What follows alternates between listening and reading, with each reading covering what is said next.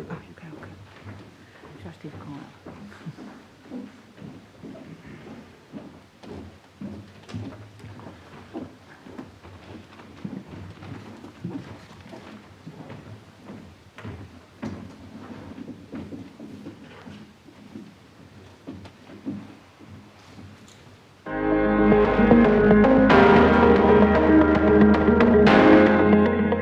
Welcome to the 7th Yes Talk, Closer to the Edge. The opening ceremony session is about to begin. We hope you enjoy this amazing day filled with everything that Yes Meeting has to offer. Let's ignite the future together.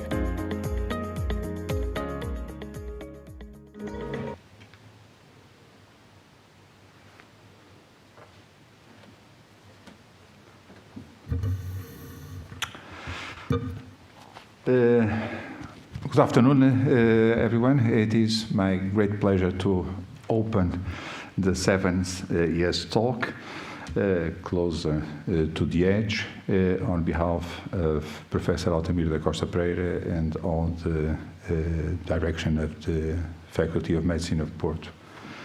I would like to give my regards to João Filipe Silva, who is the chair of this session and who did a great part of the work, to extend my compliments to Professor Cristina Granja, who is representing here the intensive care unit and the Department of Surgery and Physiology, and to Professor André Moreira, who is representing here Hospital São João.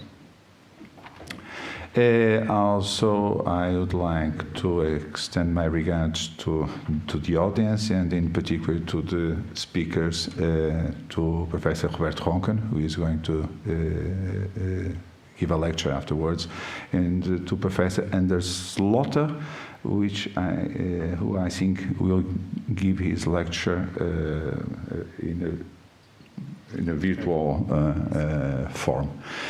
And so I would like to invite João Filipe to say some words.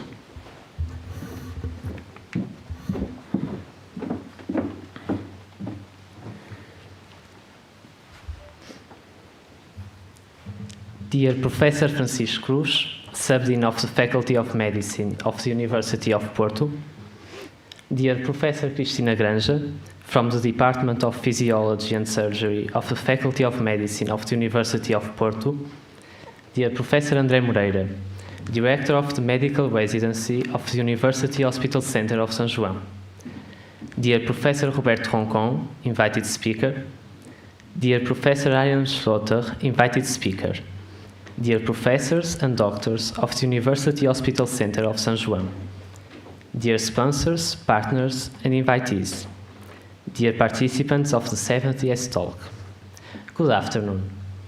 It is my pleasure to welcome you all to the 7th Yes Talk, Closer to the Edge, an initiative organized by the 16th Yes Meetings Organizing Committee. In a few minutes, you will have the opportunity to learn more about intensive care medicine, with lectures from two renowned experts in the field, Professor Roberto Roncan and Professor Ariane Schlotter, who I thank for having accepted our invitation. The Yes Talks were born in 2014. Their main goal is to focus on a specific area of biomedical relevance and present it to our participants. Since 2014, the organizing committee has brought to the stage multiple issues and themes with impact for our biomedical and research careers. Last year, we were working on a 7th Yes Talk focused on the neurosurgery field. However, the breaking of the COVID-19 pandemic forced us to cancel the event we had planned. This year, we come back stronger than ever, with hands-on workshops, in a time when the clinical practice is more restricted. We also bring to you the new Dare to Win model, which allows our participants to solve a clinical case in simulated patients thanks to the Body Interact platform. The winners will receive not only a free access to the same platform, but also a one-week internship at Hospital CUF Porto and an entrance for the 16th YES meeting. That being said, the YES Talks are a parallel conference of our annual congress, the YES meeting. Its 16th edition will take place at the Faculty of Medicine of the University of Porto between the 16th and the 19th of September 2021. Our main goal is to create a space where young scientists feel comfortable and confident to present their research works. The YES meeting is proud to offer 6 different areas of submission and more than 7,000 euros in prizes for the best presentations. Don't miss this chance. Go to our website and submit your abstract until June 1st. On the other hand, if you don't want to present your work at the YES meeting, we also have a place for you. On June 28th, you can make your registration as a non-presenting student. By doing so, you will have the unique chance of attending 9 scientific lectures, 3 different workshops from a range of more than 50 options, and a social program that will show you the best that the magnificent city of Porto has to offer. And because we think we all need a chance to compete, don't miss the clinical competition and prepare yourself to be an expert on endocrinology and win many prizes. Speaking of competitions, this year will mark the debut of a brand new initiative, the Breakthrough Competition. It aims to recognize market opportunities and promote entrepreneurship and ideas with a technological applicability in the biomedical field. After so many successful editions, expectations may be hard to overcome, and that's why we want to share with you some first-hand news. This year's edition will count with the presence of Professor Michael Houghton and Professor Harvey Alter, the 2020 Nobel Prize laureates in physiology or medicine for the discovery of the hepatitis C virus. And following last year's COVID-19 session, we are more than happy to present to you Dr. Hanneke Schrittmacher, Head of the Viral Vaccine Discovery and Translational Medicine of Janssen Vaccines. So, I must thank our supporters and sponsors, namely the board of MUP, represented by Professor Altamir da Costa de Pereira and Professor Francisco Cruz, and also our Students' Association.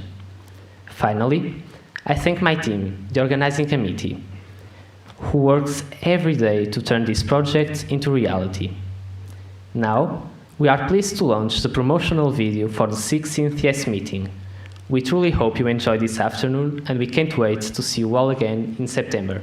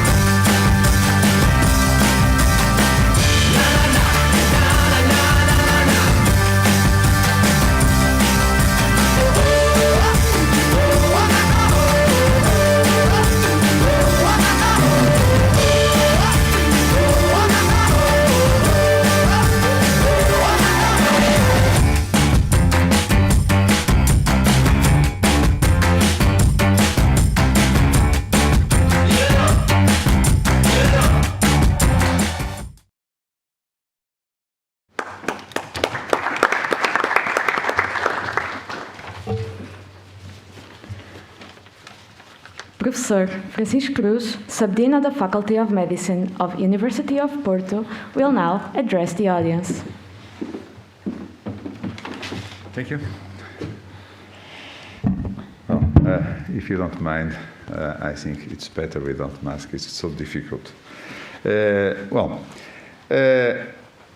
I am one of the believers that science makes better doctors, much better doctors. And if we want to give an example for that, I think the pandemic is quite evident. Within 1 year, it was possible to clarify the models of treatment, to produce vaccines and to start vaccination. And without good research, good units, it would be completely impossible. And so if we want to make better doctors in the future, I think we have to consider 3 pillars. One which is absolutely dependent on should address the period before graduation, and then after the graduation. Before graduation, the medical schools need to find some time to offer to the students the possibility of doing research. It's not only the lectures or the practical sessions, but they need to join groups that are doing research. They need to do research which might be basic, translational, clinical, but they need to join good groups in terms of research. But for that they need time, and I think what Professor Dulce Madeira proposed for the new curriculum is quite innovative, because the new students will have a period of 3 months, if I am not wrong, that might be totally dedicated to research. So during that period, there will be no lectures, no practical sessions, only research, and that, I think, will promote, at least in this school, among you, the research. Also, it is important to announce 2 other things. One is the EUGLO Alliance, the European University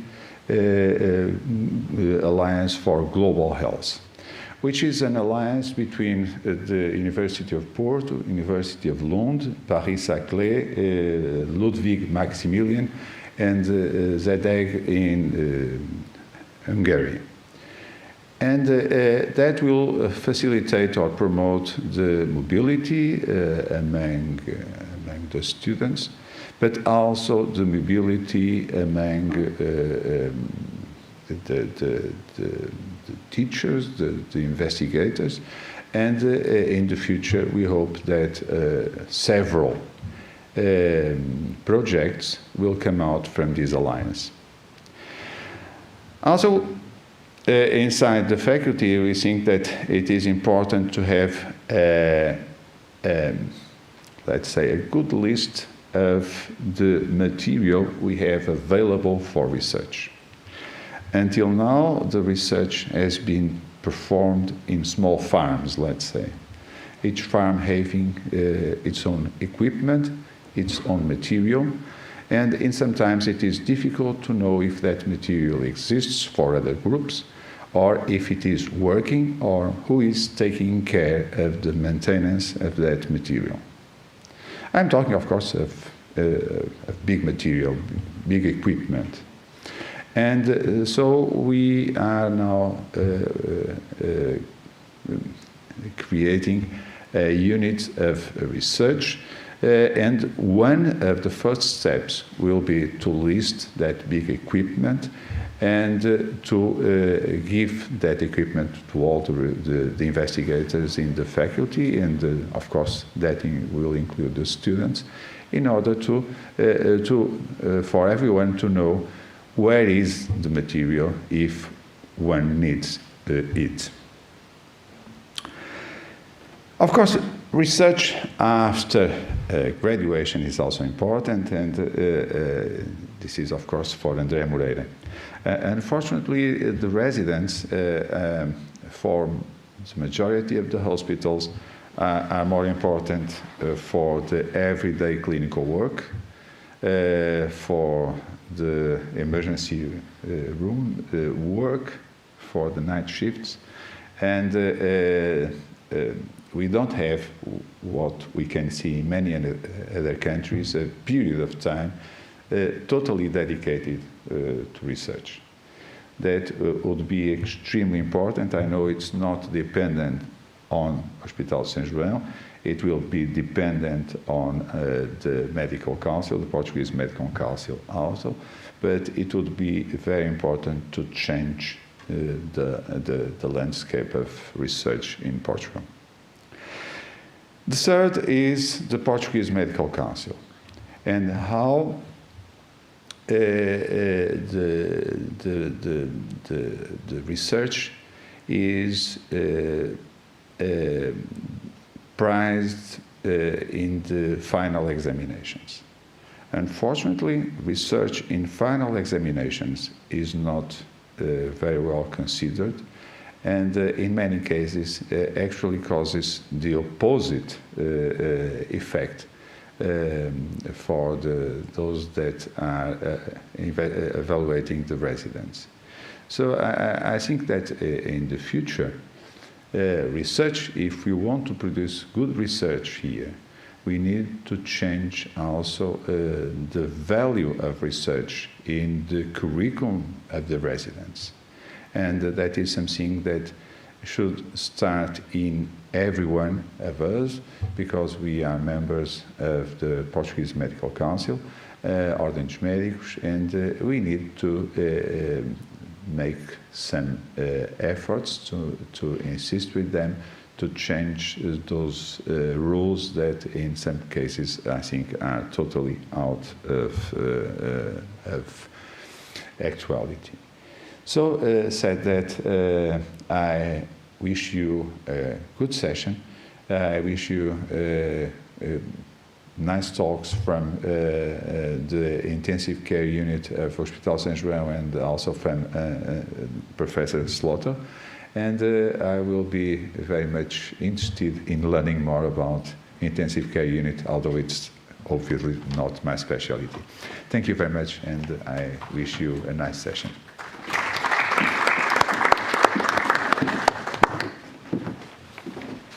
The next speaker is Professor Cristina Granja, from the Department of Physiology and Surgery of the Faculty of Medicine of University of Porto. Thank you. Good afternoon. I'd like to address my compliments to the table and to all the presents, in particular the subdirector of our faculty, Professor Francisco Cruz, the responsible for our medical residence of the hospital, Professor André Moreira, and of course the organization in the person of João Silva.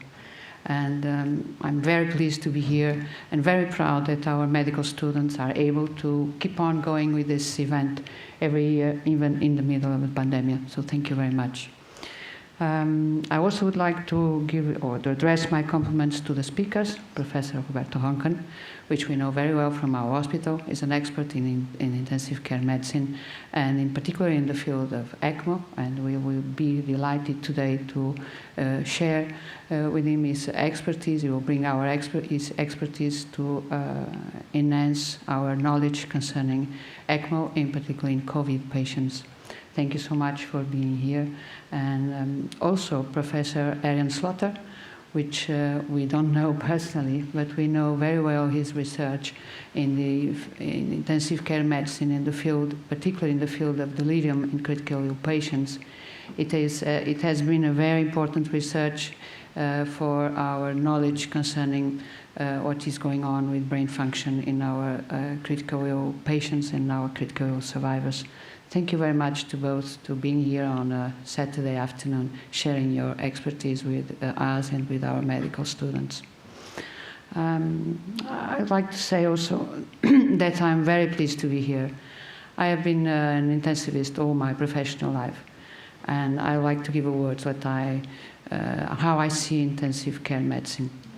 Well, it's like, our health state is like a river bank and a river. And we live in the riverbank, having some sun, and in the river, having swim in the river. It's very quiet and peaceful, and this is our health state. Sometimes the river has turbulence, but it's temporary turbulence, and it's our acute disease which not endangers our life, like a common cold or an uncomplicated appendicitis. And it comes and goes, and we go back again to the riverbank and swim in the peaceful river, in the peaceful waters of the river. Sometimes this turbulence becomes permanent, and it is our chronic disease. It does not endanger our life immediately, maybe later, but not immediately. And we take medicines or something, and we can live with it and enjoy still the sun in the riverbank and the swim in the quiet waters. Well, sometimes there are rapids, and those rapids are very dangerous, and they endanger our life, and they can take us to the waterfall and take us and our patients to the other margin, which is death. And that's where we work. So Closer to the Edge is a very appropriate, and I compliment again the organization, Closer to the Edge is a very appropriate to the team of intensive care medicine, because it's where we live. And the work of intensivist is to try to get out the patient from the rapid and not let him go to the waterfall. And this is very demanding. It is too much demanding, I must say, and it's very tiring. Also very rewarding, because every time you take a patient from the rapid and you bring him again to the quiet margin, you are very, very happy. And that's why I think we get this passion about intensive care medicine. We can do it only with passion. It's not possible other way. But of course, passion is temporary, so it turns out to be love. So you have to be in love with intensive care medicine. After all these years, I'm still in love with intensive care medicine, like in the song. I don't know if you get to the Closer to the Edge from the band 30 Seconds to Mars. I must say also that sometimes you have to know that a word of caution. You have to know that some patients will not be able to get to the safe margin again. And in those times, we have to help them to go to the other margin with dignity. But this is how intensive care is for me and how I see it. I'll finish saying, like Peter Pronovost, an American colleague that I do appreciate a lot, saying that what I wish for you, for our medical students, is that you become competent and caring physicians, and then that you ensure that patients are your North Star. Thank you.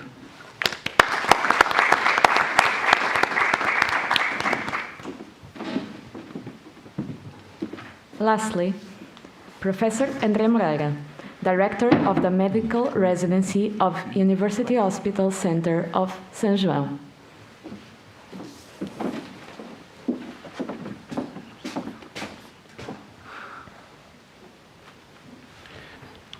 Dear Professor Francisco Cruz, dear Professor Cristina Granja, dear João Filipe Silva, dear colleagues and friends, it's for me an honor and privilege to be here on behalf of the President of the Executive Board of the University Hospital of São João.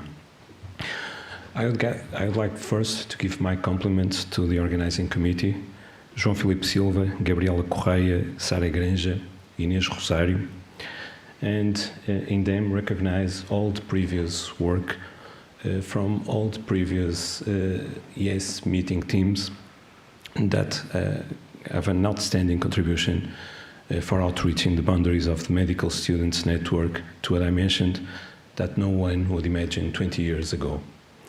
Second, I'd like to give my compliments to all the friends and colleagues, both from the hospital and from the medical school, that together are known as the Academic Medical Center, for support this symbiotic relationship between the hospital and the faculty. And it has been, for me, in a personal view, an enormous pleasure to be working both in the medical school and also in the hospital. and this has been particularly clear for many professionals during the last year. Third, my compliments will go for the speakers and also for the ones at their homes following by stream this conference. This session was prepared for them. And to finalize, I would like to quote a colleague, a medical doctor, Professor Daniel Sampaio, which 1 week ago gave an interview following his 50 days of COVID hospitalization. And I will quote him. There are 2 stories I wanted to tell. I convinced myself that in intensive care there was a doctor who had 4 cats. I like cats a lot, but that doctor never existed. Although I talked to him, his name was Hugo, and he told me things about cats. I also remember being in great darkness and the nurse approaching me, calling me by name, and I would wake up and see the ceiling all over with stars. It must have been the period when they tried to wake me up from a coma. I saw it happen with the other patients. Mr. Antonio, you are in intensive care. Mr. Luis, can you hear me? It may have really happened. All of that was in the first week in the intensive care. Then I started to recover and criticize what I was saying.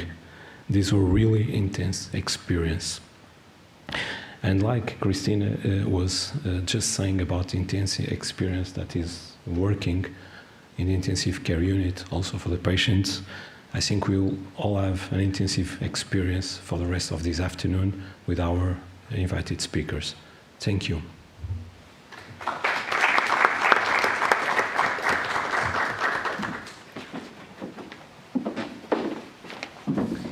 The opening session is now over. We will proceed to the first session in a few moments. Thank you all for your attention.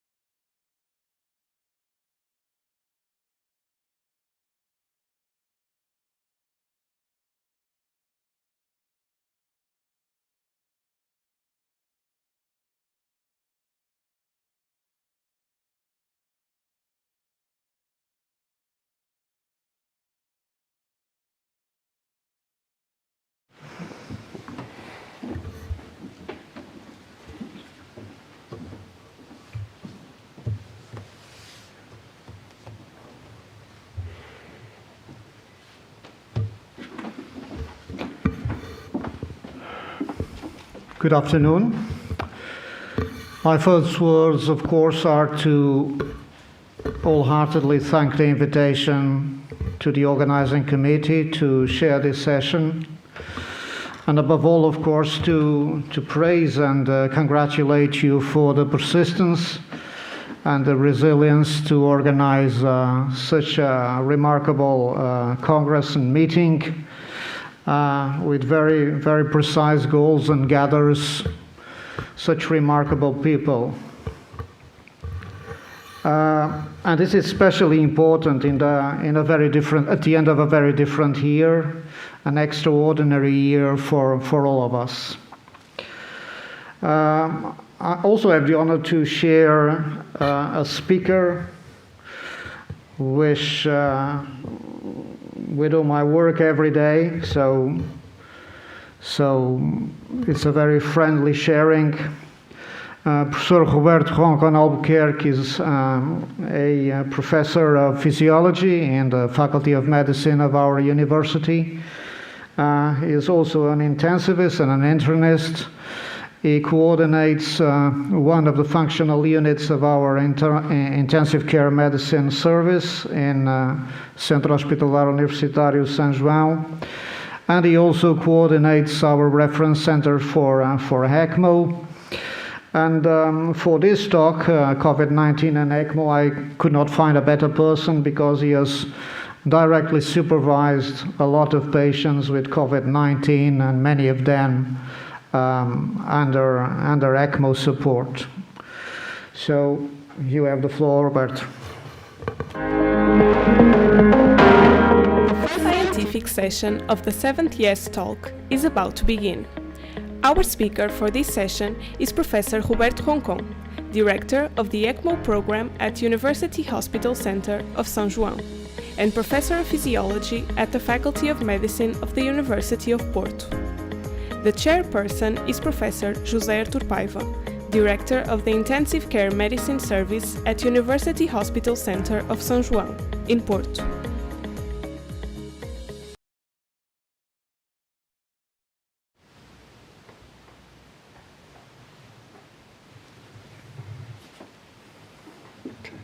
Good afternoon. Thank you, Professor José Artur Paiva, for your words. It's also an honor for me to work every day in the same department and to really share experiences. And last year was really a difficult one. Thank you very much for your words. I would like to thank the organizing committee for the invitation. It was really a good surprise for me. I don't know if I deserve the invitation, but I will try to do. I will do my best. I promise you. And I would also like to give my compliments for Professor Francisco Cruz, and also for Professor Altamir da Costa Pereira, our Dean, and thank you also for your words. Professora Cristina Granja, thank you so much for your words and also for sharing your view on intensive care medicine. And also Professor André Moreira, that our young specialists and our trainees are really the future, and so you have really a very important mission in our hospital to try to boost the potential of our young physicians. I would also give my compliments to Professora Dulce Madeira, which it's always an honor to be in the same room and to share my experience with her outside the faculty, but also in the clinical field, and Professor Isaura, a friend, which is really a pleasure to work in the Conselho Pedagógico, and I'm really happy to have you here, and I hope I will not disappoint you. Okay, COVID-19, enough. It was really a bad year.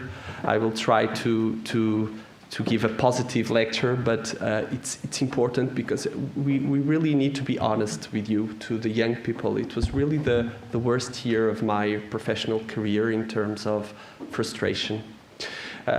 These are really bad, very sick patients, very difficult to ventilate, very difficult to treat, with an unknown prognosis. So our first steps were really unknown in a field of lack of knowledge, and we had a lot of deaths, and I remember the deaths, the faces, the families.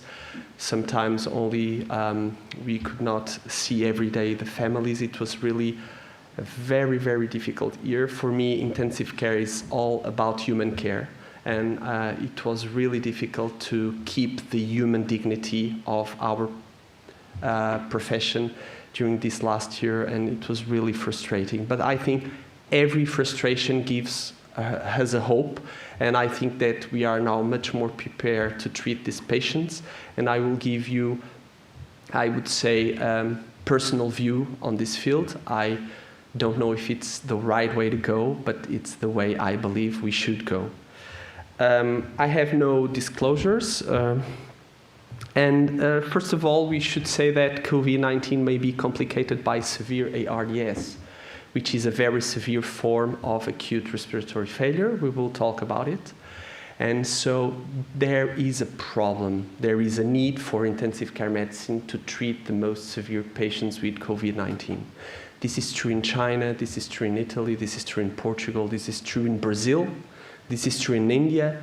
However, we do not have the same resources all over the world. And this is very frustrating, because we see patients dying because we don't have the tools to treat them, but we know how to treat them.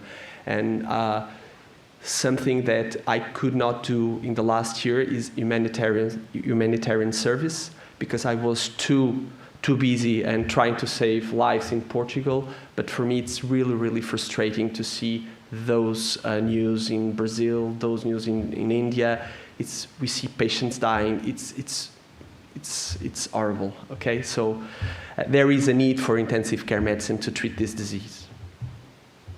But this disease is not new. We can say that COVID-19 has some special features, but we know ARDS more than 50 years ago. Ashbaugh describes a clinical syndrome that was characterized by an acute onset. It's an acute form of it's an acute respiratory failure that was characterized by tachypnea, hypoxemia, loss of compliance of the respiratory system.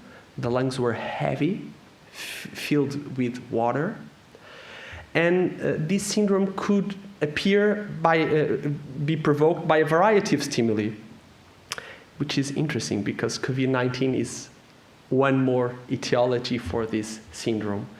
This resembled the respiratory distress that was well characterized in infants. And he showed that positive and expiratory pressure, positive pressure ventilation could be useful to treat those patients.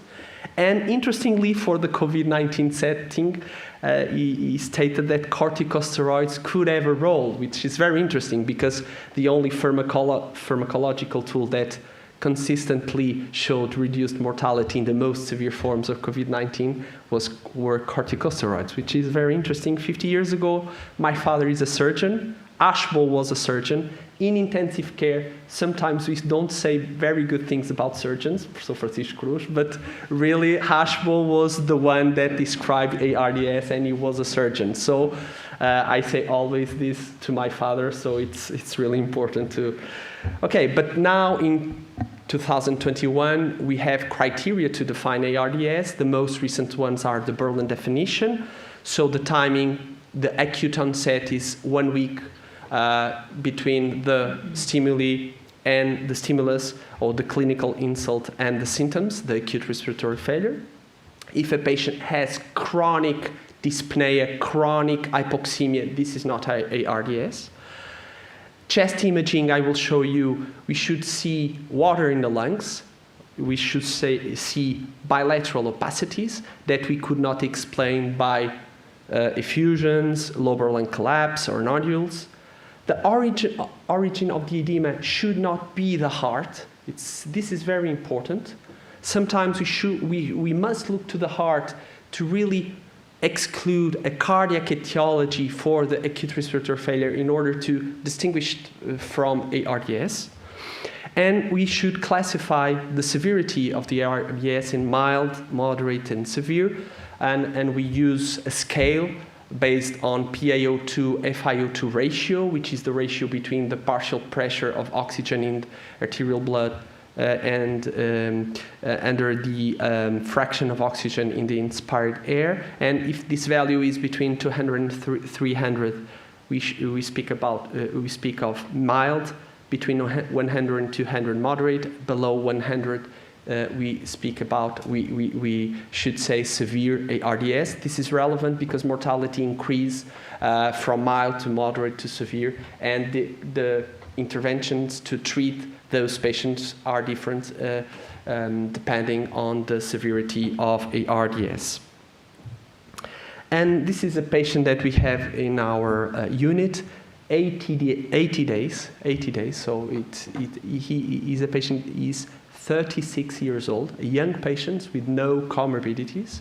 And at day 1, we see already bilateral pulmonary opacities with a normal cardiac function, no previous cardiac disease, normal echocardiography. Now we use less and less the Swan-Ganz catheter to describe a normal feeling pressure in the left ventricle, but he has a normal echocardiography, and 80 days after, white lungs. So we are waiting, because sometimes after 80 days, patients start to breathe, and this is amazing. We need to do a lot of research to really understand how they click and they start to improve. We have patients that were 5 months on ECMO and then suddenly they start to breathe. And this is interesting, so we are waiting. Professor José Artur Paiva does not like this length of this duration of this ICU duration, I understand, because this is a problem in terms of access of other patients to the unit. If we have a crisis with lack of beds, of ICU beds, we could not be able to treat for 80 days our patients. This is really a problem. But by now we have the resources and we have the time, and we are waiting for this patient to improve his lungs. He has a very, very extreme severe form of COVID-19. But how do we treat severe ARDS in the ICU? We like pathophysiology a lot because we treat these patients depending on the pathophysiology of disease, which is a common pathophysiology despite the multiple stimulus that could lead to ARDS. So if we do an autopsy of a patient with severe ARDS, unfortunately, some of our patients die. We see heavy and red lungs. Why? Heavy because they are filled with water, and red because they have a lot of inflammation, a lot of blood. That's the picture. But this water, if the patient is lying in a bed, in an ICU bed, it's not uniform, does not have a uniform distribution in the lung. It accumulates in the dependent regions of the lungs, the dorsal portions. So we have a gasless compartment that we do not ventilate, and we have an aerated portion of the lungs that we call the baby lung. Why we call the baby lung? Because they are smaller than the normal lung for that age.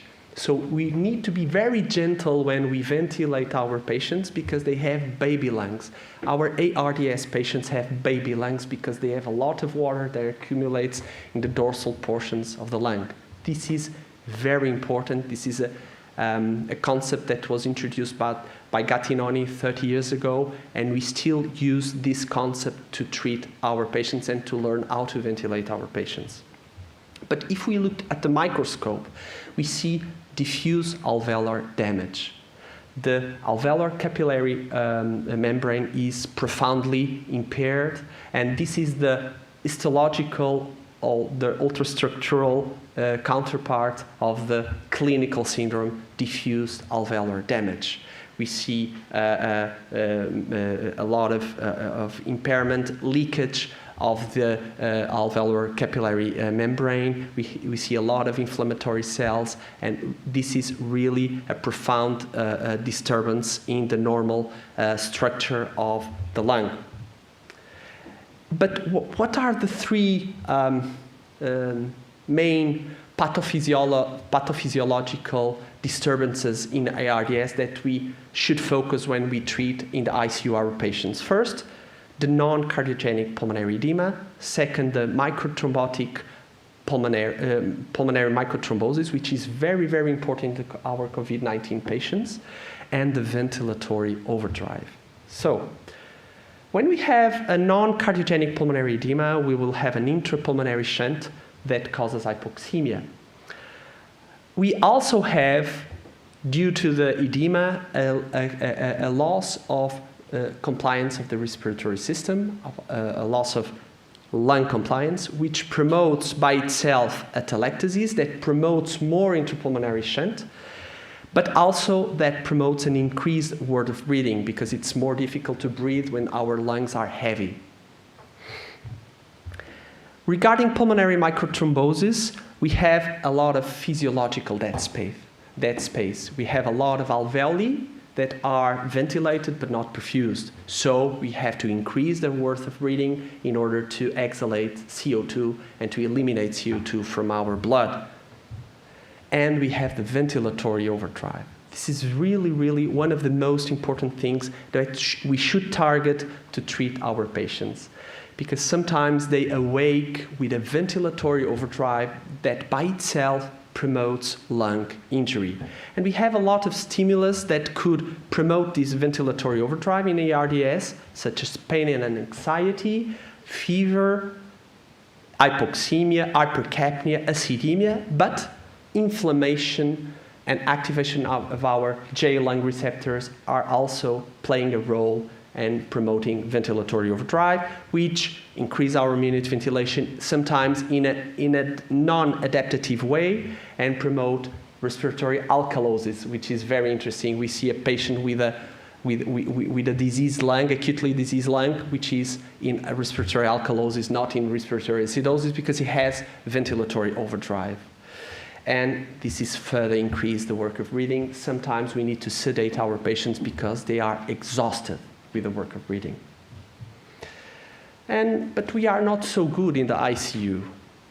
I'm passionate about the ICU.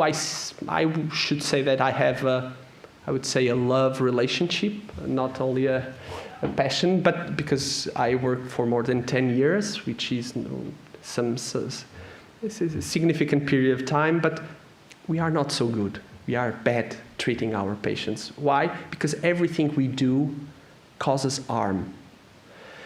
When we target the non-cardiogenic pulmonary edema, we use supraphysiological concentrations of oxygen in the inspired air. For pulmonary microthrombosis, we use positive ventilatory ventilation. To target or to treat ventilatory overdrive, sometimes we need to sedate and to use neuromuscular blockade. The problem is that using supraphysiological concentrations of oxygen, I have hyperoxia-induced cell damage.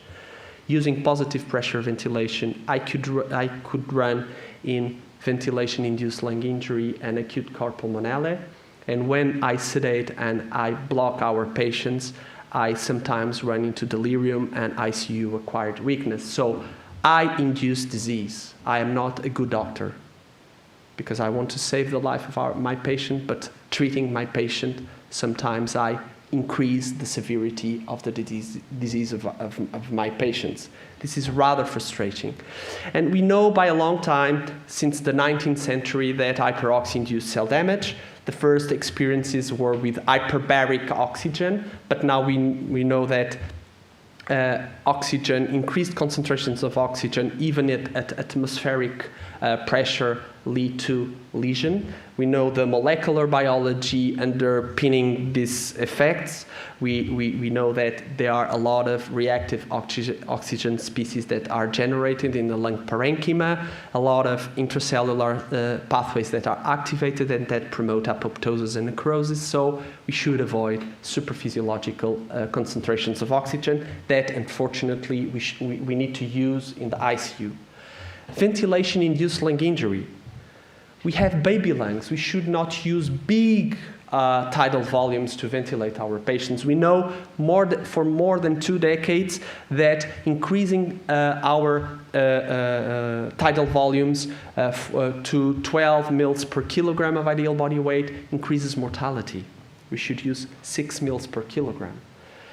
And we should avoid high pressures. But even when we control the pressure of the ventilator, even so, using high tidal volumes increase mortality. But we are not reading the papers. As we see in the Lung Safe paper, which is an international observational study, in order to evaluate the compliance to the recommendations for the ARDS treatment. Less than 20% of the patients were ventilated with 6 mL per kilogram. So we need to improve our practice. And should we target 6 mL per kilogram for all? Obviously not. The baby lung is not the same in every patient. For instance, this patient that I rescued from Viana do Castelo has no baby lung. The air is outside the lung. She has barotrauma. 6 mL per kilogram is too much for this patient. She needs clearly extracorporeal lung support. Neuromuscular blockade, we could sometimes, due to the ventilatory overdrive, our patients fight against the ventilator. And neuromuscular blockade could have a role to reduce ventilation-induced lung injury, or ventilation, not ventilator, but ventilation-induced lung injury. This is, this is I'm a kind of a nerd because I like the asynchronies, and I spend some weekends watching this, I call films. My wife call it depression.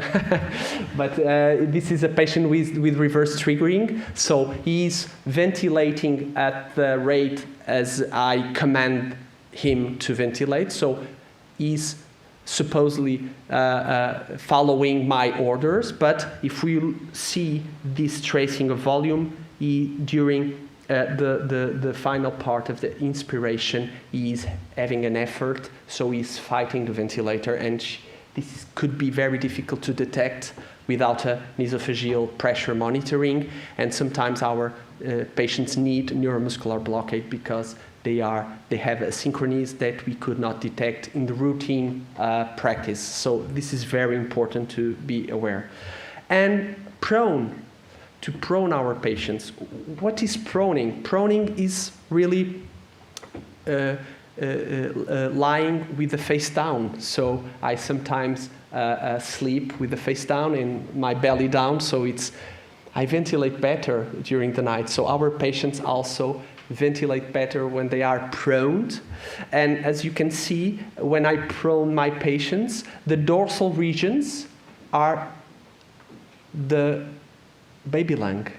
So when they are in the supine position, the water accumulates in the dorsal regions, but if I prone them, I manage to ventilate the dorsal regions of the lung, which are the regions that are best perfused, so I have less mismatched ventilation to perfusion ratios. This is very important because I can save lives with this intervention.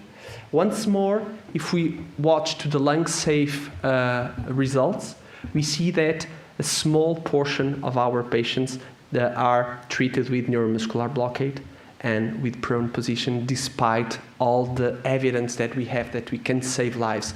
This is very important for the COVID-19 pandemic.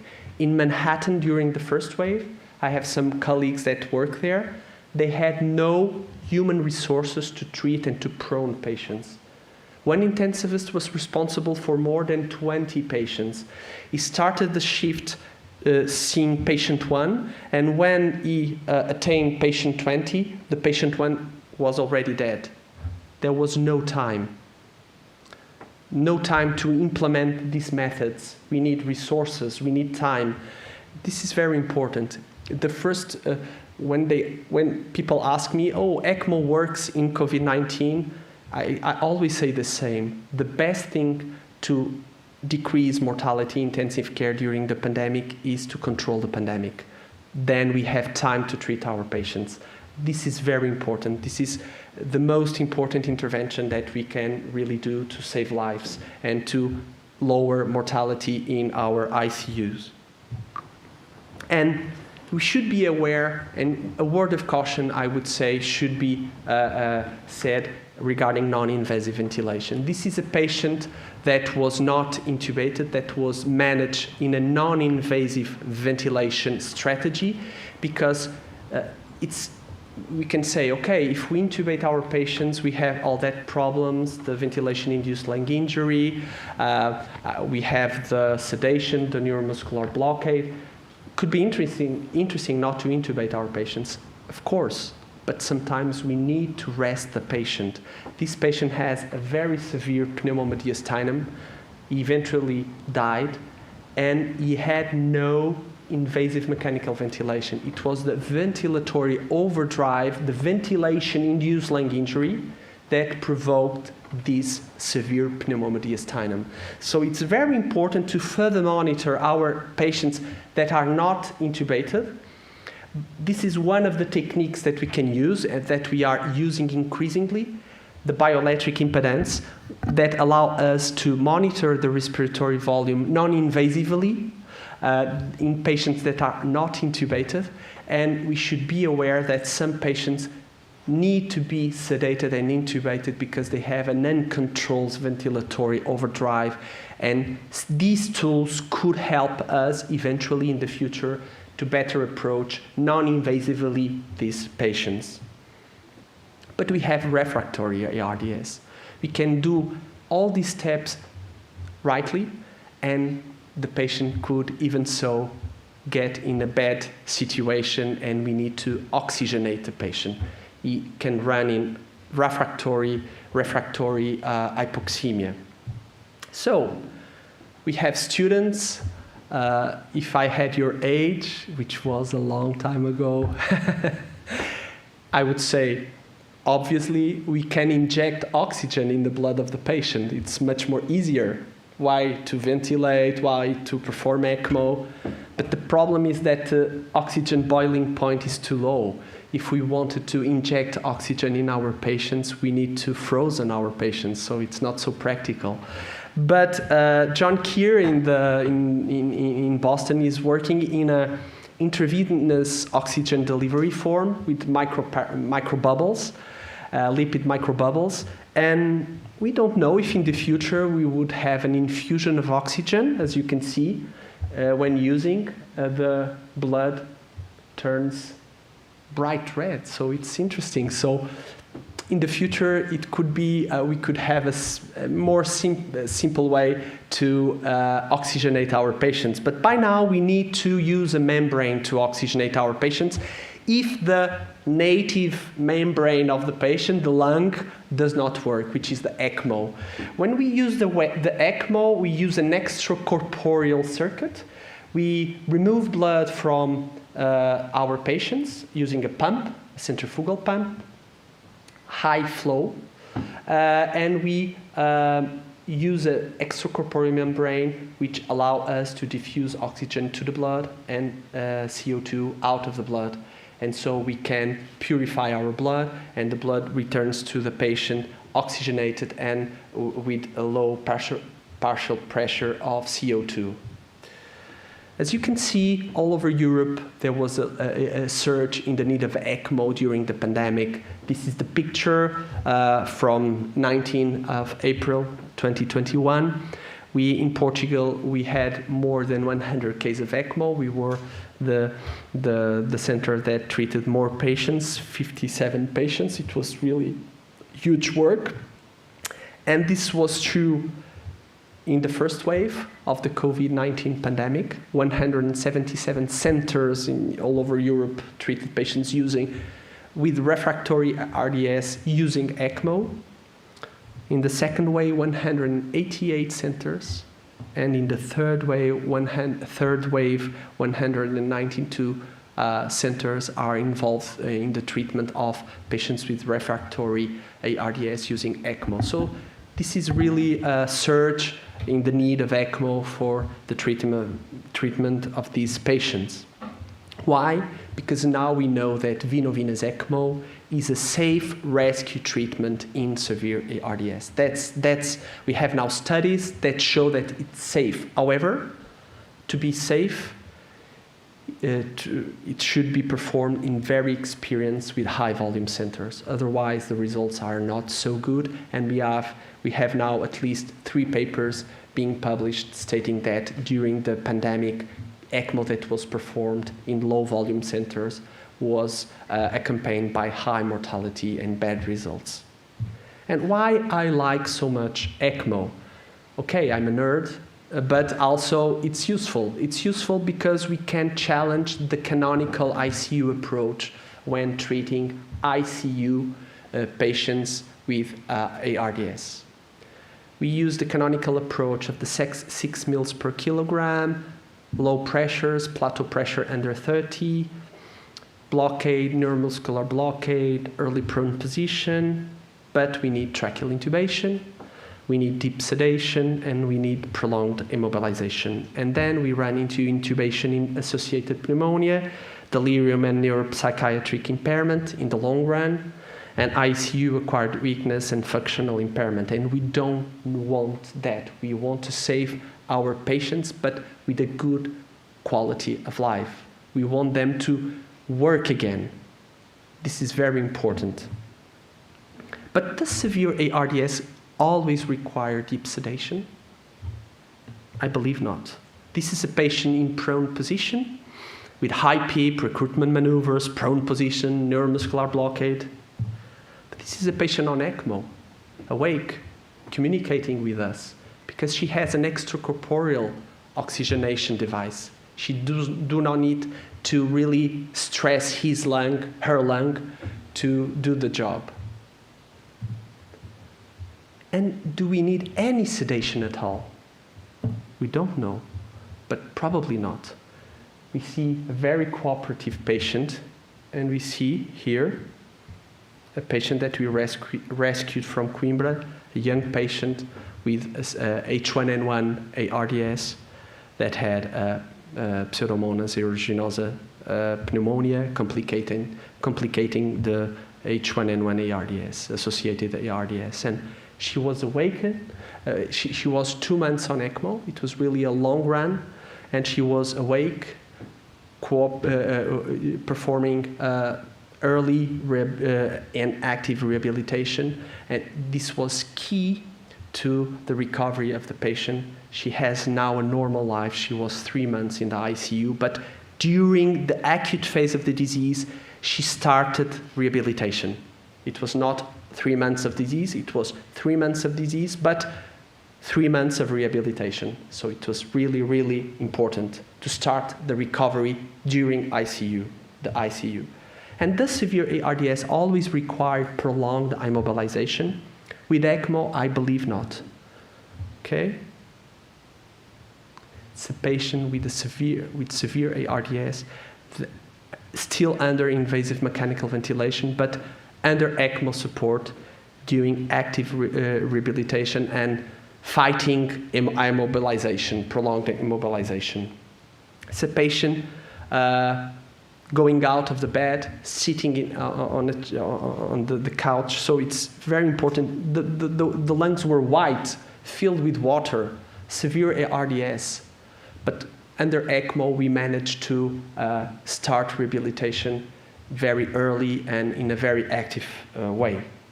But does severe ARDS always require invasive mechanical ventilation in patients that fail non-invasive ventilation? I believe not. We can remove the orotracheal tubes of our patients.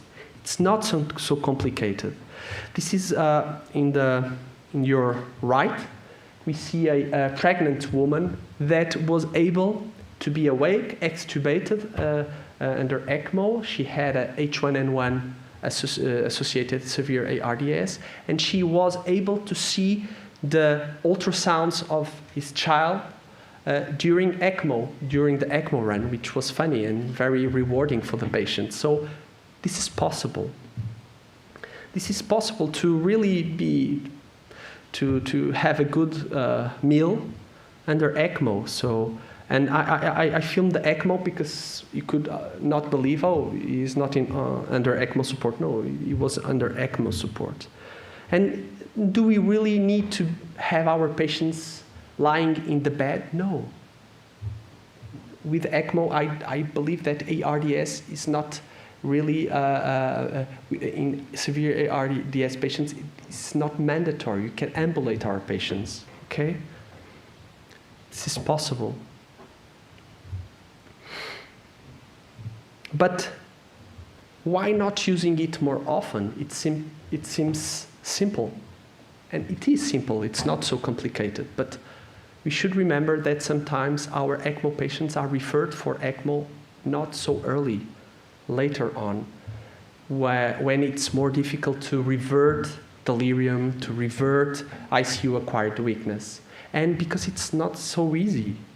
We need center skills, we need to know the clinical contraindications for this approach, that there are several. And we really need to study pathophysiology and the pathophysiology of ARDS. The center skills, we should only try this approach in high volume centers.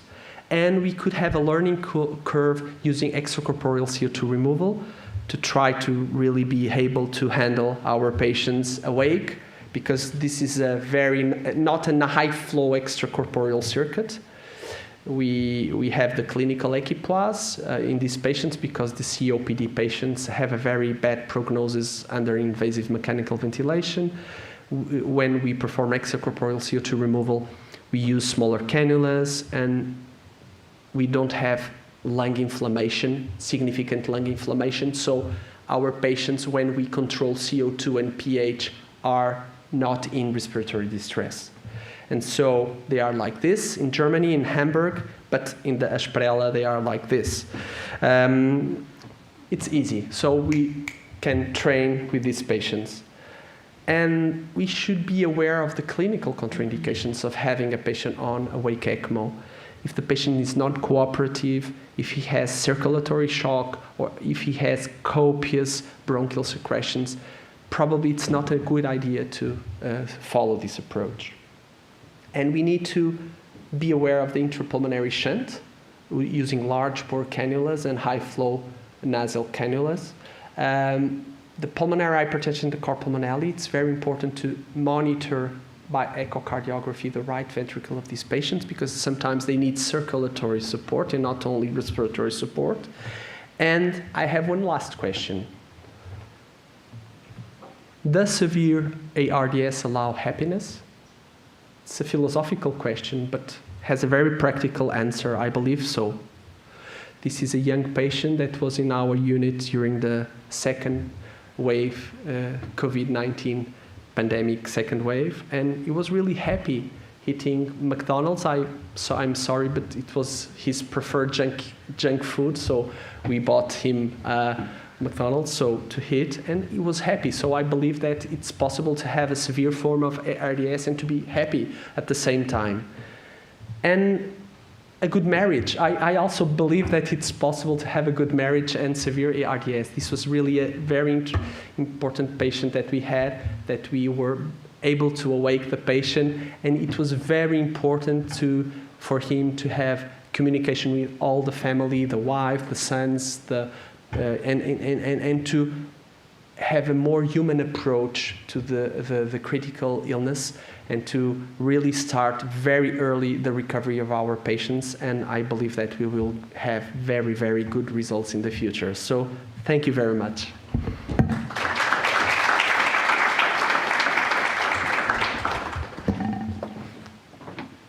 Thank you very much, Robert. So allow me to phrase the main message and ask for your opinion. So we are facing a paradigm shift.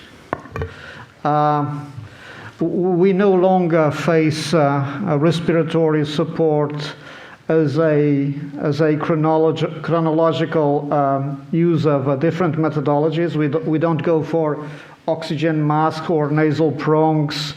And if the patient deteriorates, we move to high-flow oxygen or non-invasive ventilation. And if it deteriorates, we move to invasive ventilation. And if it deteriorates, we move to some kind of extracorporeal support. Nowadays, here, as in many other areas of medicine, we are moving to personalized medicine. And we use and we choose the respiratory support, either ventilatory or not, on the basis of the patient. And we think this is a message for today, not for the future. It's for today. So could you give us an idea, how do you choose the patients? Thank you for the question, Professor Gertrude.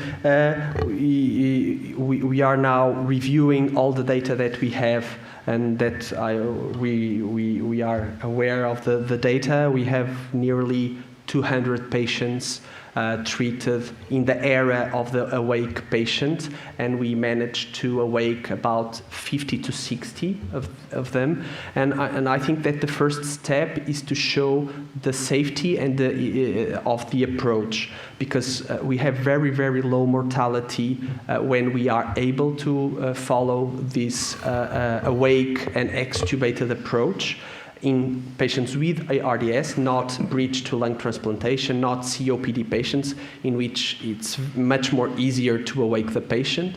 And I think the first step is to choose or to detect the variables that were associated with the success using this approach. And we see clearly that young patients that are referred early for ECMO with no prolonged sedation, no prolonged non-invasive ventilation, and that have no hemodynamic instability are the preferred, the profile that is best suited to this approach.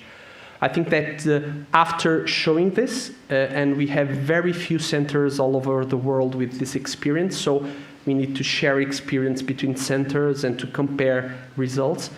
Afterwards, we would need, I think that the next question, and this is for you, not for me, because I'm old now, but for you, it's to perform an RCT. We need to really prove the concept that if we use early ECMO, not for respiratory support, but for rehabilitation, we could have best results that using the canonical approach. By now, we use this approach in patients failing the canonical approach. But the next question is, do I must to wait for the failure of the canonical approach to have this benefit? Probably not. But I think it's very important to choose the right patients, because we don't want to do harm to our patients. It's very important to show the safety of the approach, and then to randomize the patients. Patients not having classical criteria for ECMO. These are not patients failing the canonical approach, but early on during the moderate to severe ARDS treatment, because I speculate that we could have good results. And if we don't have good results, it's also important to show, because medicine is not a question of belief. We need to prove the concepts and to show with data that is very objective.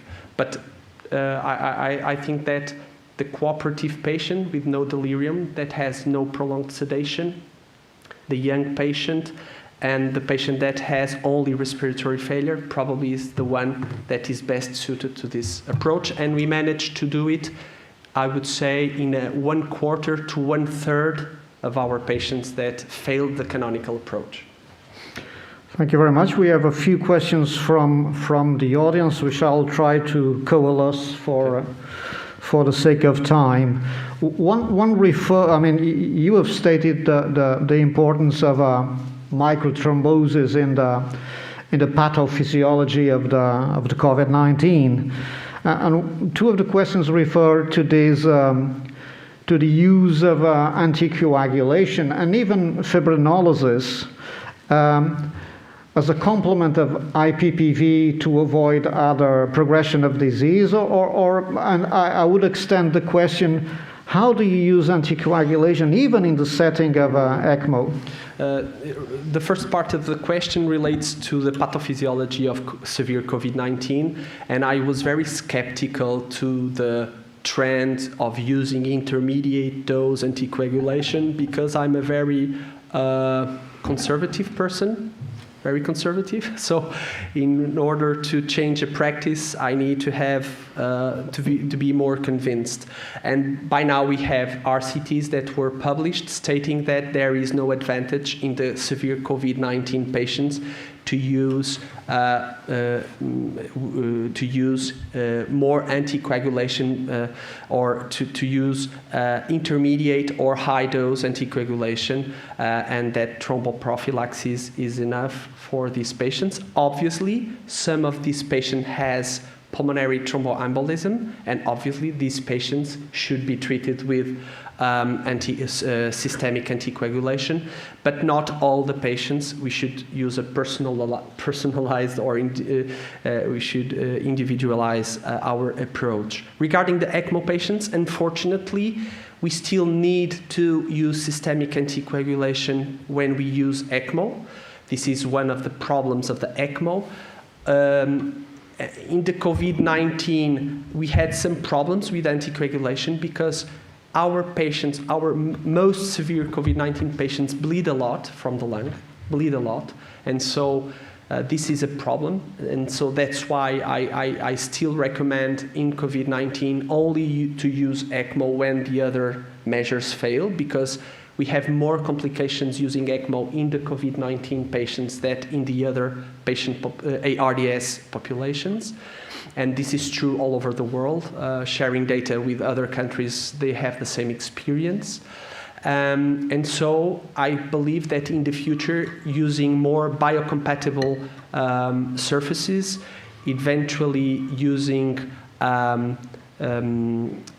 graphene oxygenators, we would be able not to need systemic anticoagulation when we perform ECMO, and this could be very important to render ECMO provision even more safer. But I should say that in the RCTs that were published, the last one, which was the EOLIA trial, it did not include COVID-19 patients. But in the EOLIA trial, it's very interesting to see that the severe bleeding complications were not higher in the ECMO patient group.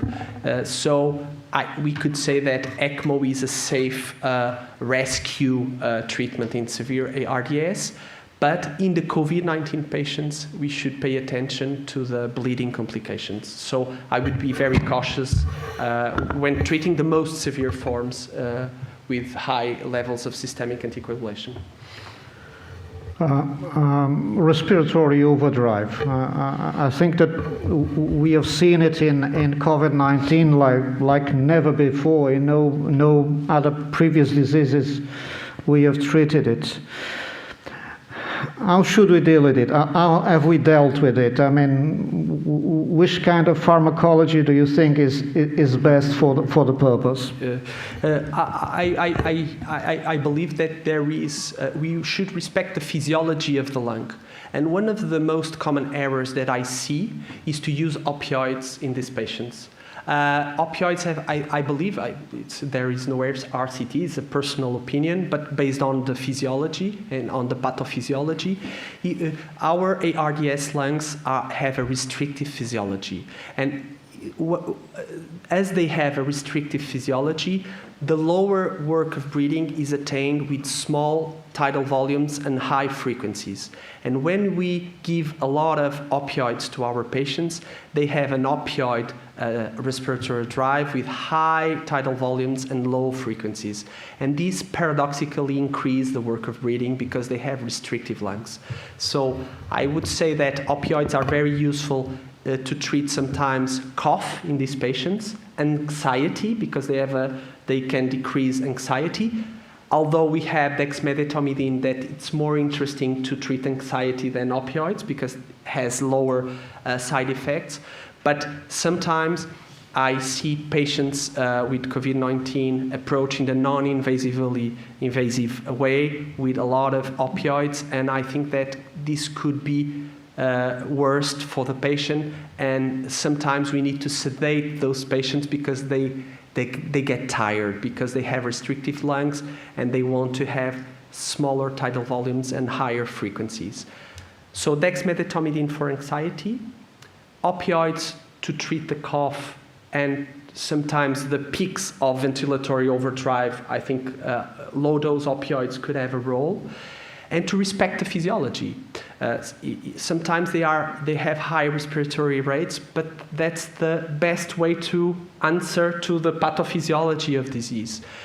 And a thing that most changed between the first and the second wave was the use of corticosteroids. Using the corticosteroids, we see less worth of breathing because we have less inflammation in the lungs. And that's why we used, in my opinion, more non-invasive ventilation during the second wave. Not the only reason, because we feared less the patients, because during the first wave it was everything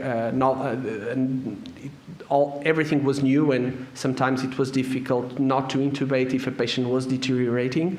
But I think the corticosteroids have a role inhibiting the excessive ventilatory overdrive.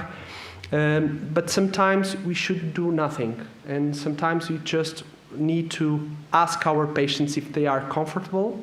And if they are comfortable, if they speak, sometimes we only need to wait 24 hours and not to use many pharmacological interventions. And as I said, we need to monitor more our patients. Non-invasively to monitor the tidal volume. It's very interesting in patients with nasal cannulas, and also to monitor the respiratory effort by using electromagnetic sensors. Because sometimes, and in the wards or outside the ICUs, it's more difficult to watch the patients because we have a high number of patients. And if we have a safe way to detect those patients that are awake, not intubated, but they are deteriorating, although they are not so severely hypoxemic, I think it could be something that could improve the prognosis of the patients. Well, we have 5 minutes, and the best way to end this with a question for the future. We have come from the Bitnik generation, the 60s, and the Ashwok paper to the 2021 nowadays, with a marked decrease with ECMO complications, complications associated with ECMO. And most of this was, of course, biocompatibility of membranes and bioengineering. Having said that, we still restrict the technique. I mean, we're very cautious with the elder. We're very cautious with some kind of population with hematological problems, but we have used it already. So the first question is, how do you feel the next developments in this area? Is it going to be a technique that we could face a more widespread use in the near future? And one last question coming from the audience. Can it be a way for drug delivery in these patients? It's a very difficult question to answer.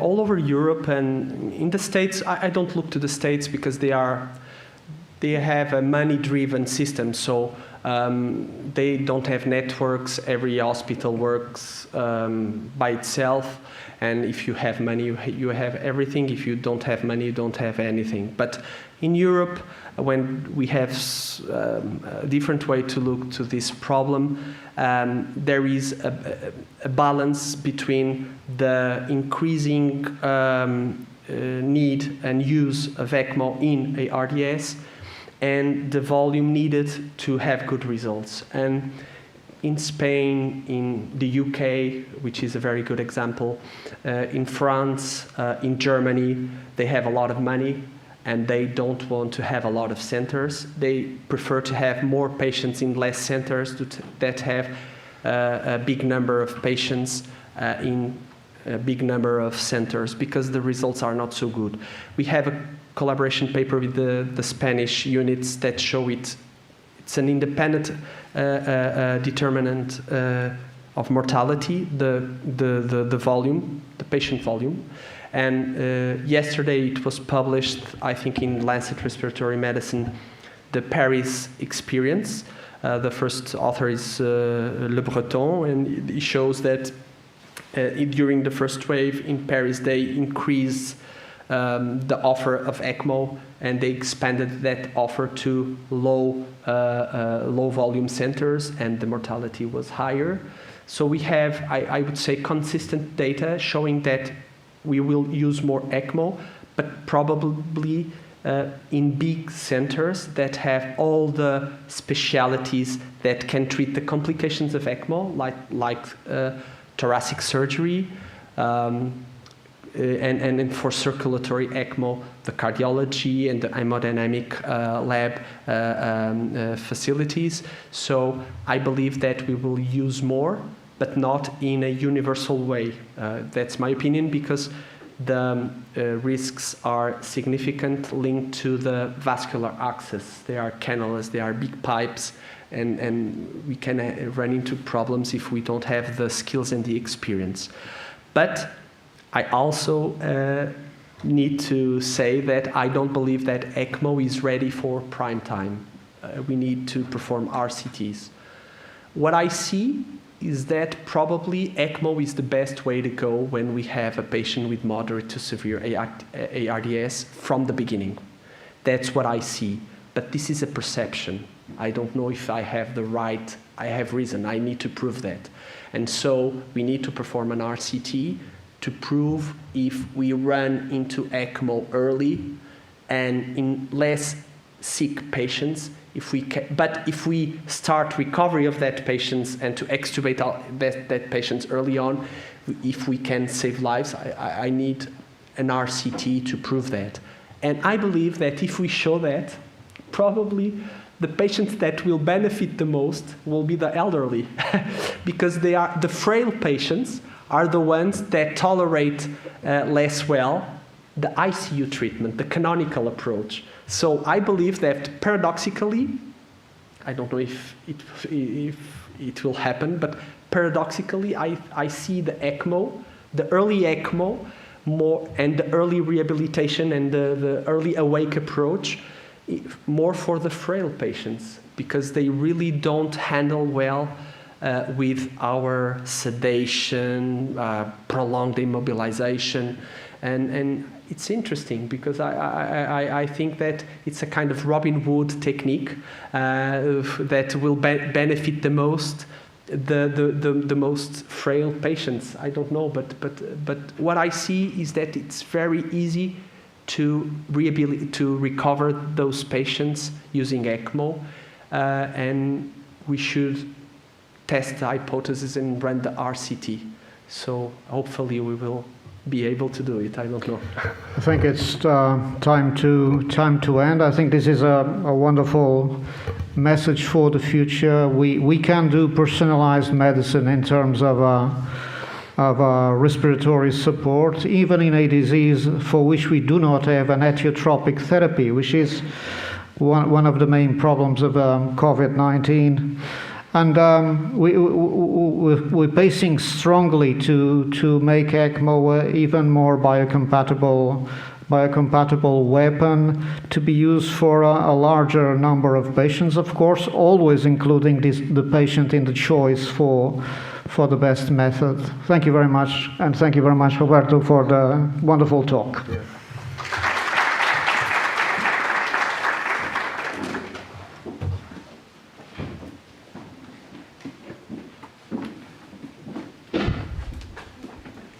Thank you very much, Professor Roberto Roncon, for telling us about your work during this past year and the challenges with ECMO.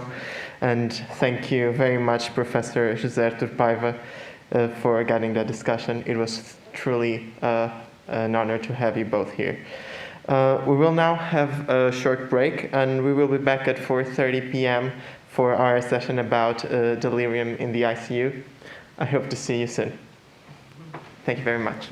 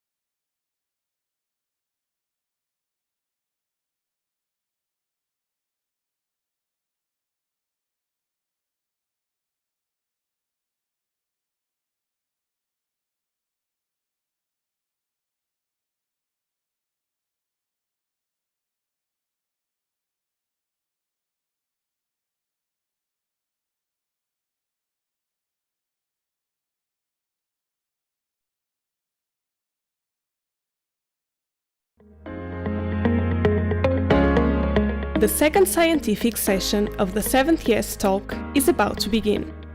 Our speaker for this session is Professor Arjen Sloter, President of the European Delirium Association and Professor at the University Medical Center Utrecht. The chairperson is Professor José Artur Paiva, Director of the Intensive Care Medicine Service at University Hospital Center of São João, in Porto.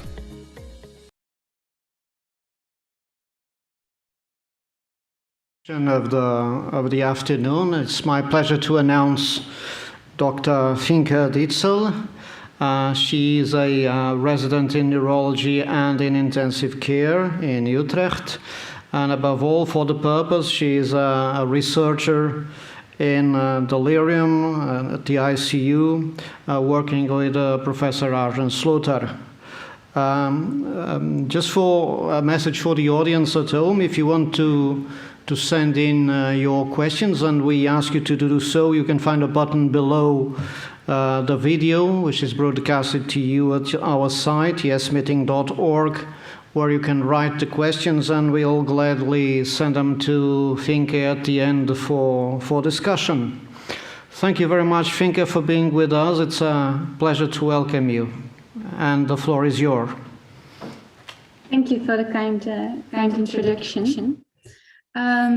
I'll be happy to replace Arjen Sloter, and I hope to bring his message in a proper way. I shall share my screen.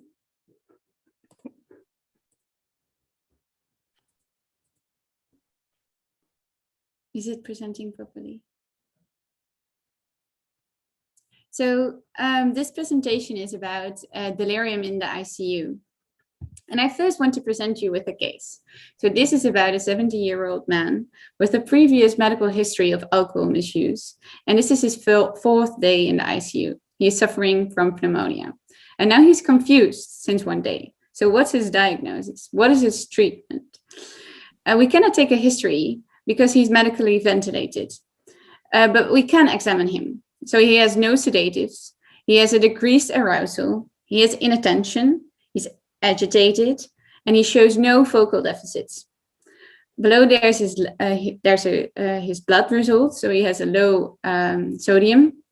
He suffers from kidney failure, and he has elevated inflammation parameters. So now, what's the most likely diagnosis of this patient? And before I give the answer, I want to present you with the second case. This is the same 70-year-old patient, but now he shows no agitation and he shows apathy. So now what's the most likely diagnosis of this patient? And for the title of my presentation is very clear, it will not be a surprise to you that the correct answer is delirium. But what are the other terms and what's the difference between them? Actually, this is a very complicated topic in which Arjen Sloter investigated, together with a broad company of experts, including the European Society of Intensive Care Medicine, Neurocritical Care Society, and the Society of Critical Care Medicine. So first, what they did was to investigate the literature. And what you see here, what this is presenting, is a network of articles and there are citations.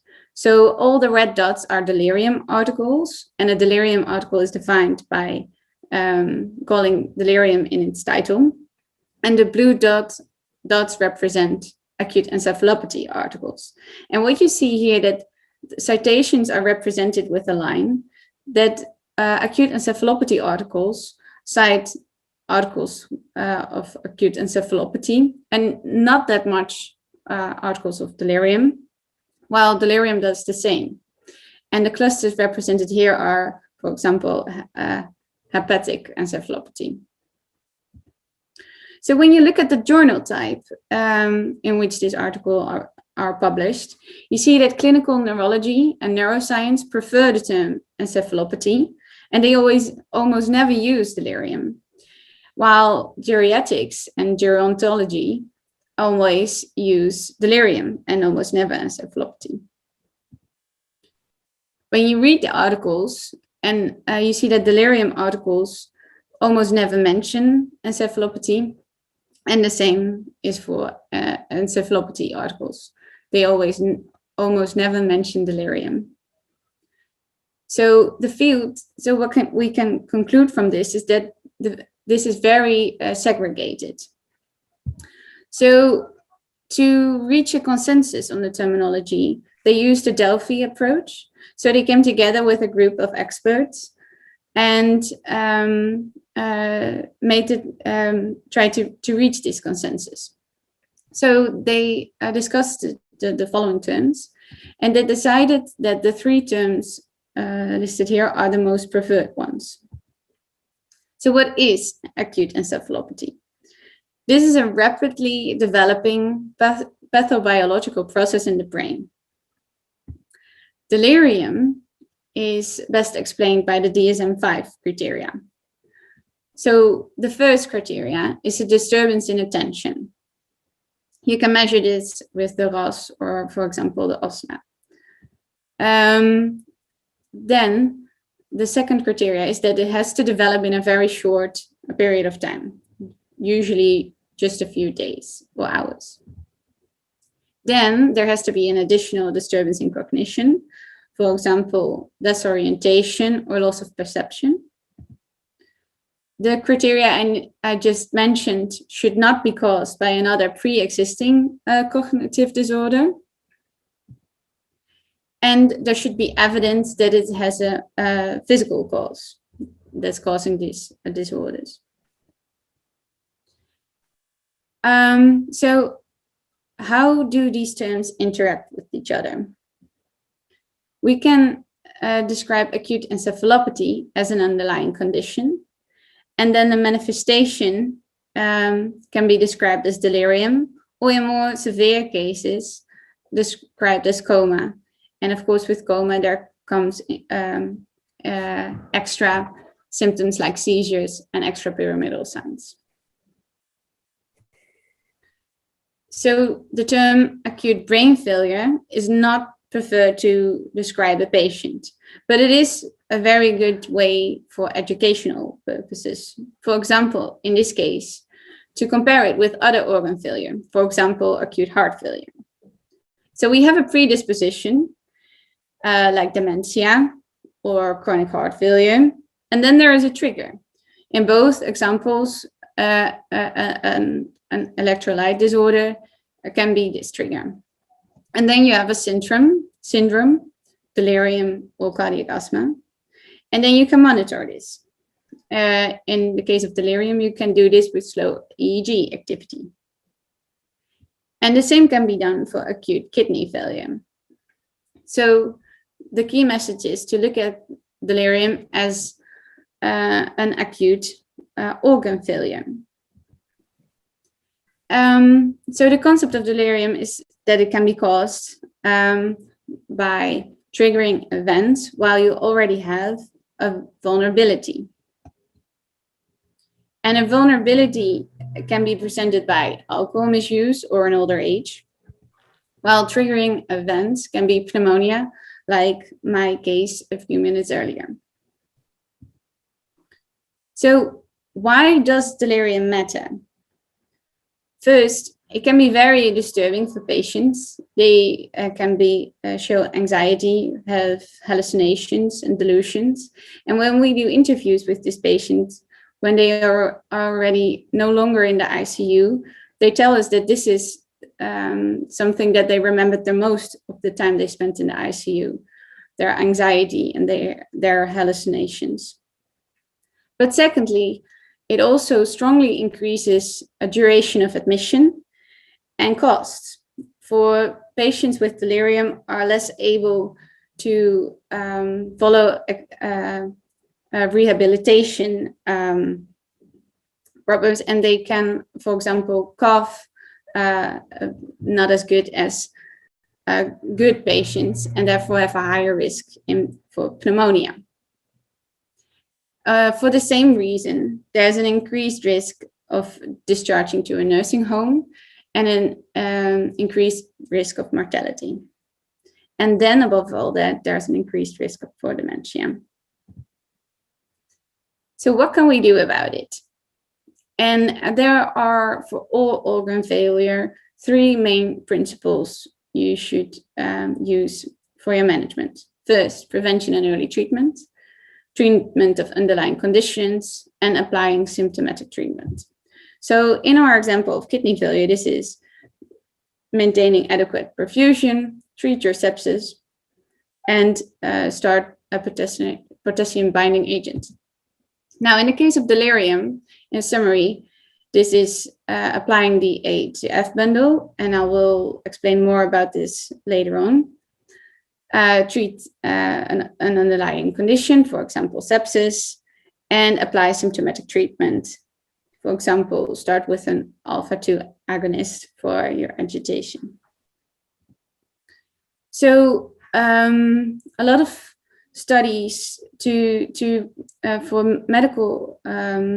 pharmacological management of delirium and prevention of delirium. You should use a dopamine antagonist, like the articles here are shown. For it is assumed that dopaminergic hyperactivity was presented in all delirious patients, but the final common pathway in delirium pathophysiology is still unknown. For this reason, we should also focus on non-pharmacological measures, like the ATF bundle. And this is a multi-component strategy summarized by the first letters. So first, you should look at analgesia. Try to avoid opioids, but make sure your patient has low discomfort and not so much pain. You should stimulate spontaneous breathing trials, but also spontaneous awaking trials to keep your patient at the surface as soon as possible. Look at your choice of sedation. Is your sedation really necessary? And when you have to use sedation, try to not to use benzodiazepines as much, for they can induce and maintain delirium. Of course, the D of delirium has to be in there. Assess, prevent, and manage delirium. You should apply early mobility and exercise, and family engagement and empowerment, for it can be comforting and for a patient to see familiar faces. So when they applied this ATF bundle, they implemented it in 86 ICUs over more than 50,000 patients. And this research showed that there was a very reduced risk of getting delirium. And now what's also has been studied is to use music for your patients to give them enough stimulus, activate them during the day, and to have less disturbances during the night. For a lot of people with delirium have a disturbance in their day-night rhythm. And you should keep them orientated by familiar surroundings, for example, pictures. So then secondly, treat underlying conditions. So we already spoke about the vulnerability in the triggering events. And in every ICU patient, you should always monitor your patients carefully, search for metabolic disorders, again, sedatives, pain, anxiety, sepsis, low cardiac output, oxygenation. But when this is all optimized and your patient is still confused, you should look even further, for this can be a sign of there is still an underlying cause. So you should extend your lab, search for deficiencies, for example, the ones described below, and search for rare opportunistic infections, for they are more common in the ICU and they can present without fever. And then you should also include central nervous system causes, for example, stroke, when your patient is still confused. and consider consultation.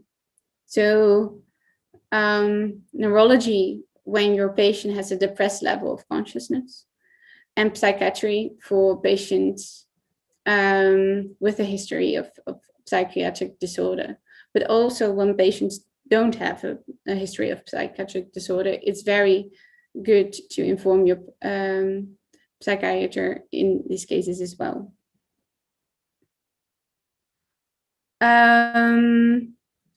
Then for your underlying conditions, you can also use medication. So when a person is agitated and in his confusion, as well as with hallucinations, you can use haloperidol and quetiapine. And with agitation, you can also add clonidine and dexmedetomidine. And when in apathy, you should reduce your sedatives and start mobilization. Then for symptomatic treatment, first in psychosis, try to reduce the underlying causes, so opioids and ketamine, and apply and use haloperidol.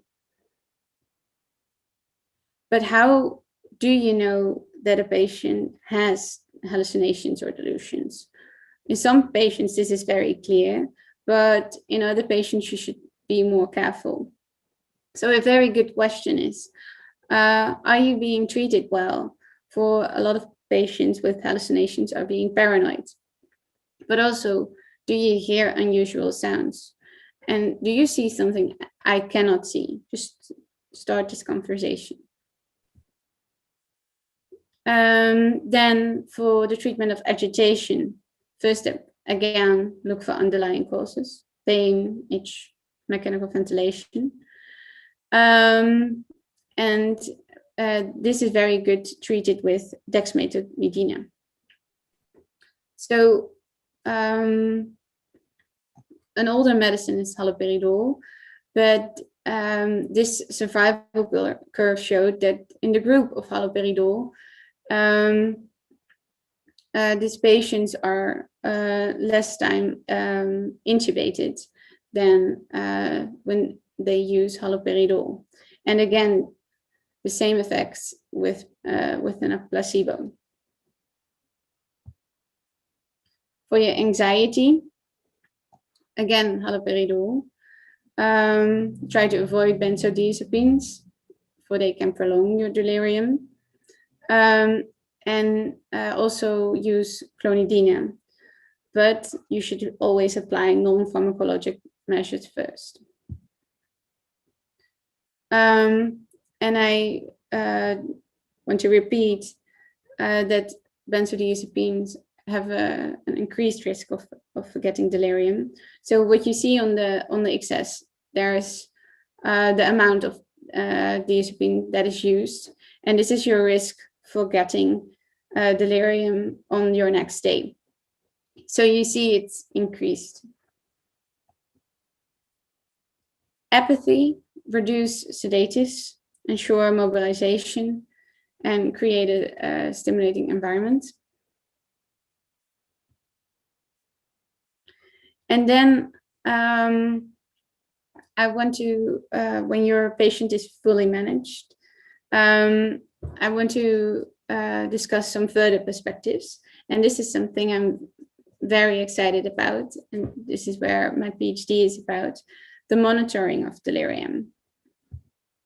So right now, how we monitor delirium is how the examination of nurses and other clinical stuff, but this can vary between individuals. So a more objective way is to measure it with EEG. So here on the left, you see a normal EEG with fast activity in a person without delirium. And over here, there's a person with delirium that shows slow activity. So when we measure EEG, you can divide this in different frequencies. And for delirium, we are most interested in the delta activity, or in other words, the most slow activity. And unfortunately, to give all the patients EEG is very time consuming, and it takes an expert to apply the EEG. But you can imagine that when you use only this single channel, you can also distinguish between patients with delirium and without delirium. So this is what the Delta scan does. It's a delirium monitor that with this patch measures for slow EEG activity and provides you with the score. So again, this is only the single channel measurement. And this is again, very fast activity. Then you know when you are presented with a score of 1 that your patient has a very low chance of being delirious. Then a second score, score of 2 shows some slow activity in patients. And a score of 3, we are not quite certain, but you should suspect and be aware for delirium. While in 5, there's a very slow activity going on, and Delta scan tells you there's a high risk of getting delirium.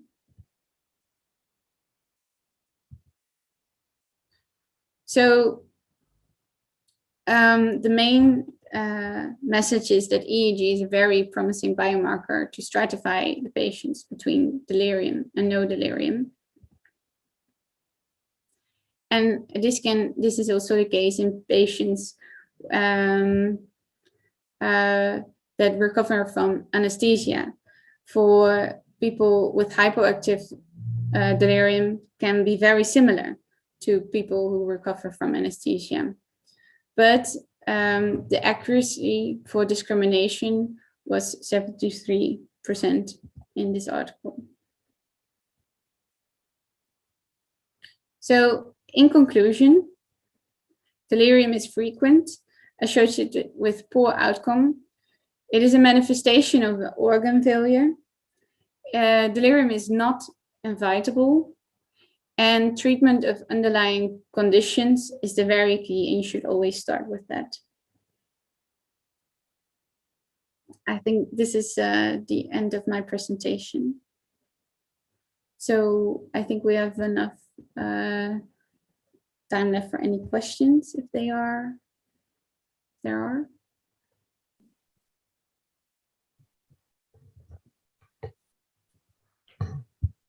Okay, thank you very much, Finke. I think we have a lot of time for questions, and we have already a few questions from the audience, and I would ask everyone in the audience to use the right button in the yesmeeting.org to put more questions. I have a question which I want you to clarify.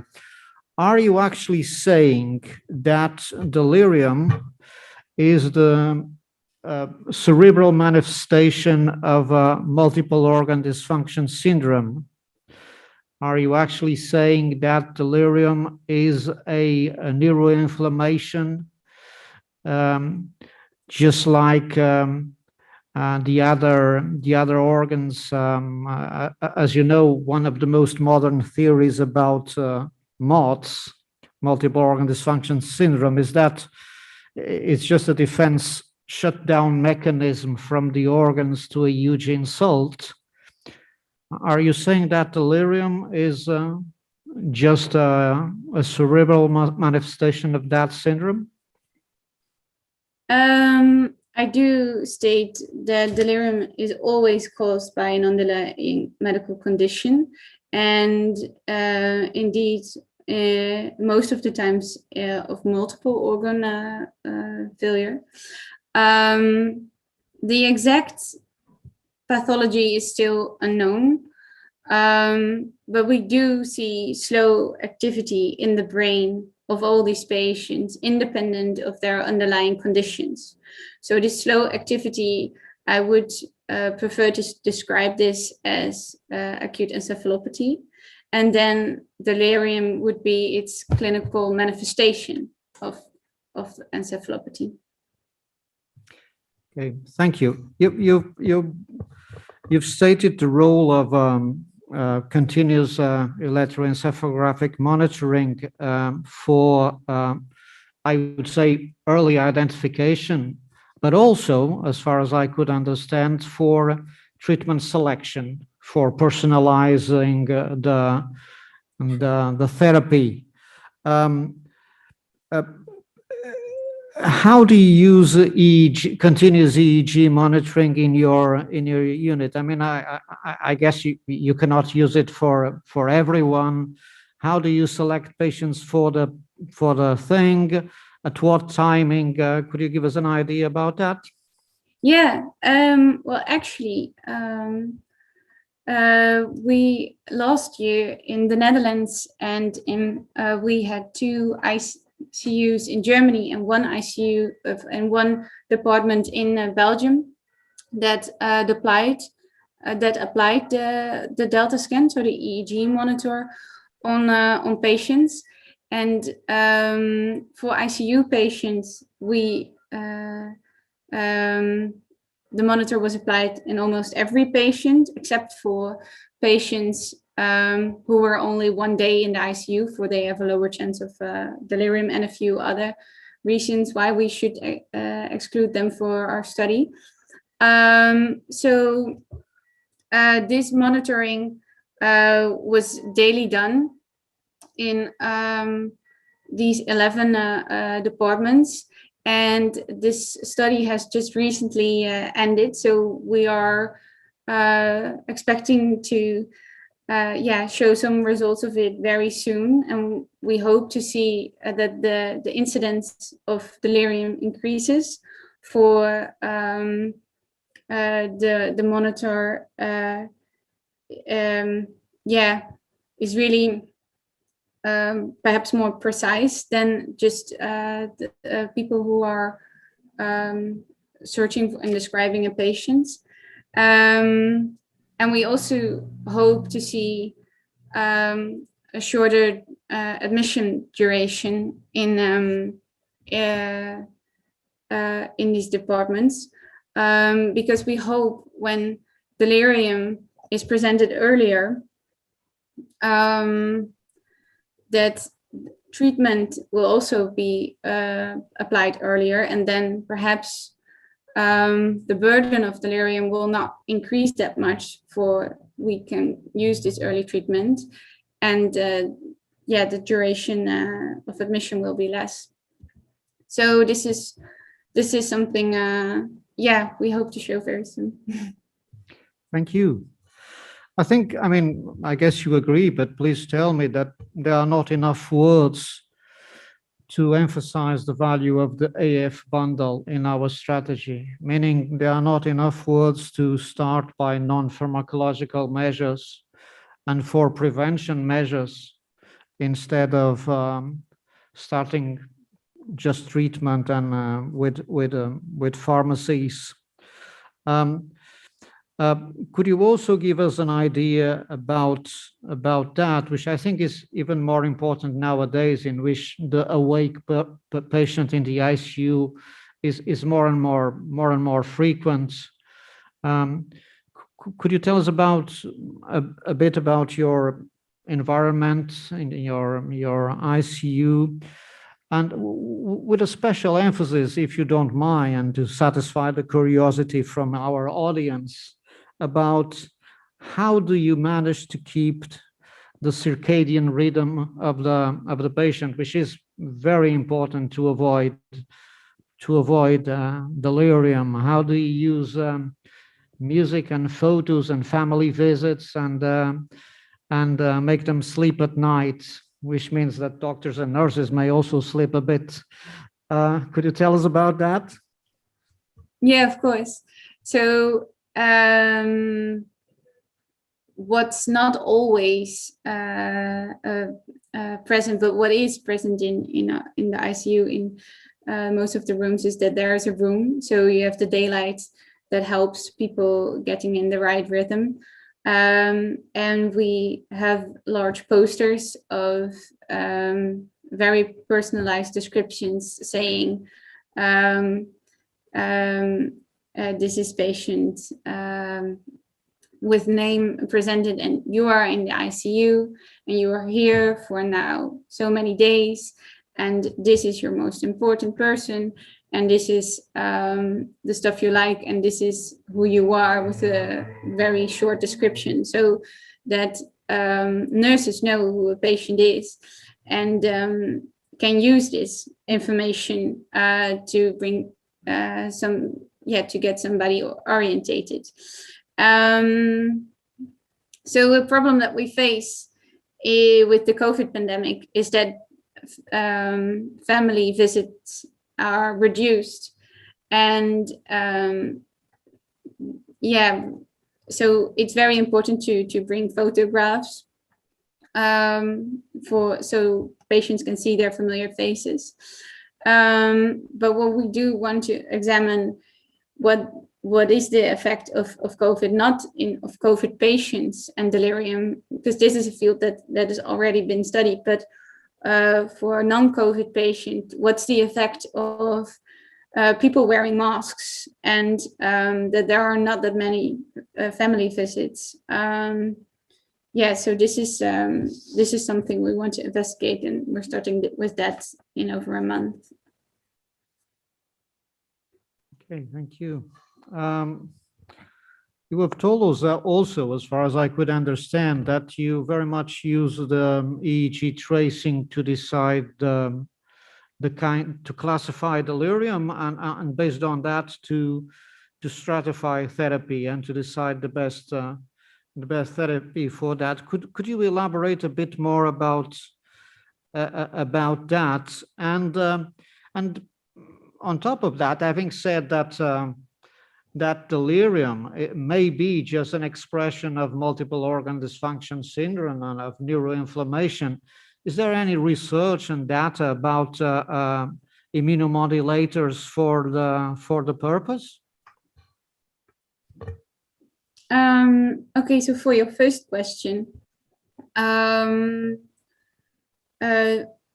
people with hypoactive delirium, their presentation is very much like patients who are suffering from rest sedation. So what the monitor can do is, or what we studied, and we still want, what is still improving, is to differentiate between the two.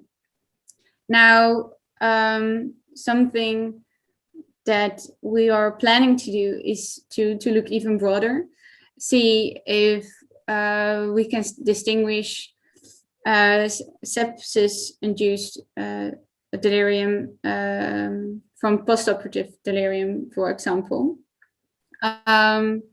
So this is something we're just starting with, and we want to exploratory this in two ways to search for symptoms. Are sepsis-induced delirium patients different from postoperative patients? For example, you can imagine that postoperative patients have more hallucination for they had opioids or ketamine.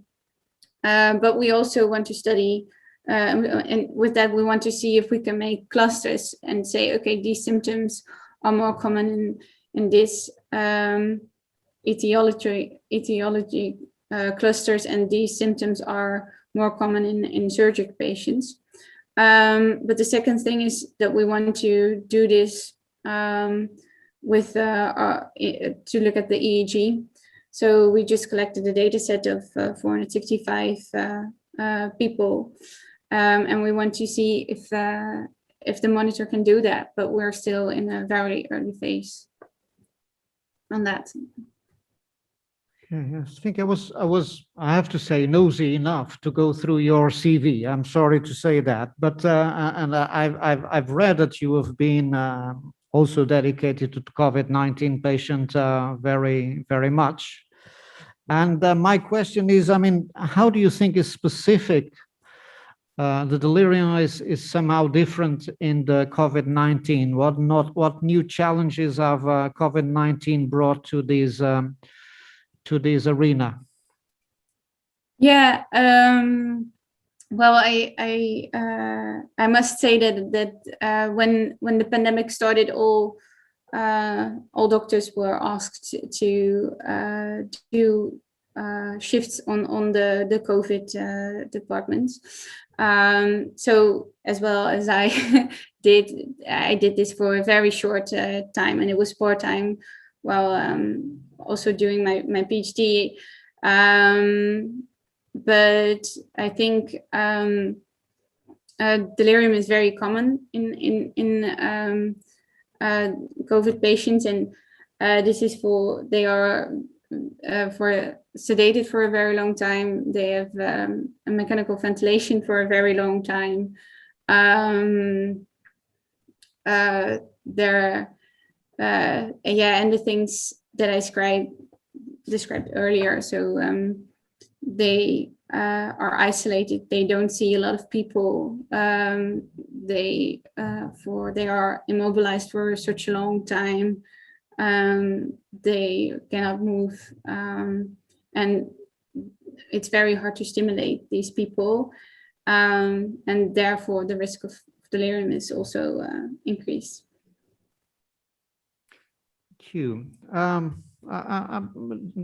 This question is not coming from the audience, but also impressed by your CV. I mean, you're a resident of neurology and a resident of intensive care, and a researcher in a neuronal network and delirium. Is that a dual residency? How do you fiddle between neurology and intensive care medicine? Could you give us an idea? Because I think it's important for a good part of our young audience to know what's the CV behind it, and what are the purposes and methodologies in terms of acquisition of capacities? Yeah. So I think the system in the Netherlands works a bit differently. So what I first did was work on the neurology department, and then I decided that I hope to be a neurologist one day.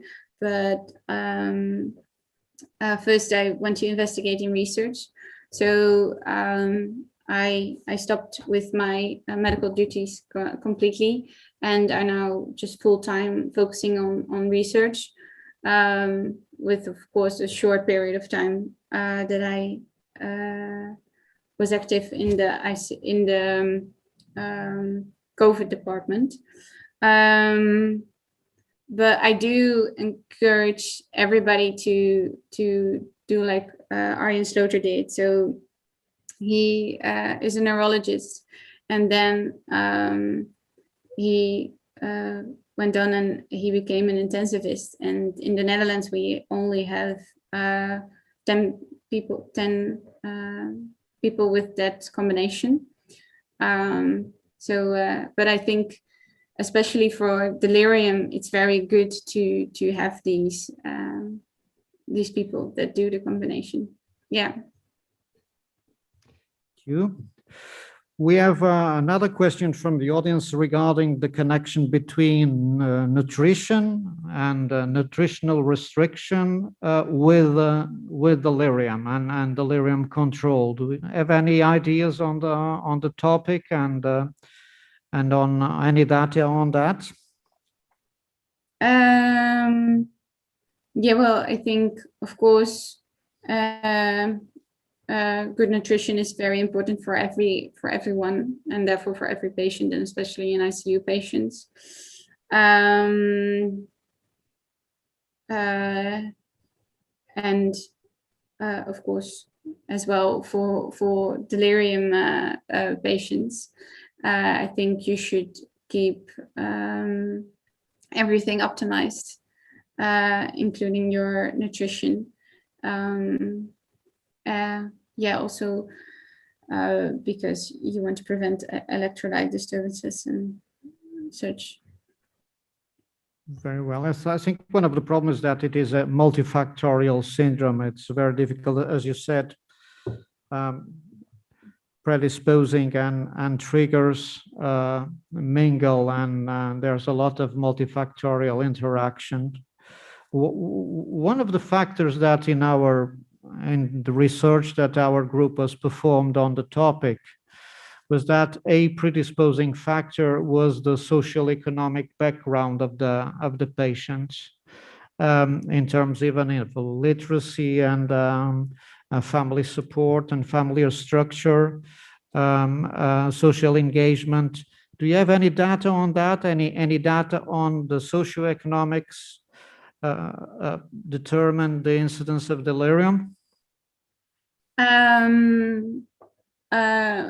I am not personally investigating that. I'm sure there's literature on this topic, and I'm sure my professor is familiar with this, but I'm sorry I cannot provide you with any answer for that. But I do think that we can always send him a message about this question to continue the discussion. He will be happy to answer this. Right, thank you. I think we've covered everything the audience has asked. But one last question for you, if you don't mind, Finke. Sorry for nagging you with so many questions, but I mean this is essential question with your line of work, which is, what do you think are the main questions to be posed to research in this field? I mean, what are the main unanswered questions for research in the next 5 years? I mean, you're dealing with a research on the topic. We know that managing research is always looking for new questions, and that the answers we find just open new questions. I know it's a Karl Popper question, I'm sorry, but what unanswered questions do you think are the most important for the future, for the near future? Yeah, I'm very happy to answer that question. Personally, I'm very interested in something I described in your earlier questions about, is delirium really one identity, or are there multiple clusters? Because we see it now as just one disease. But I think it could be the case that it's not just one disease, but it's actually more different diseases. As for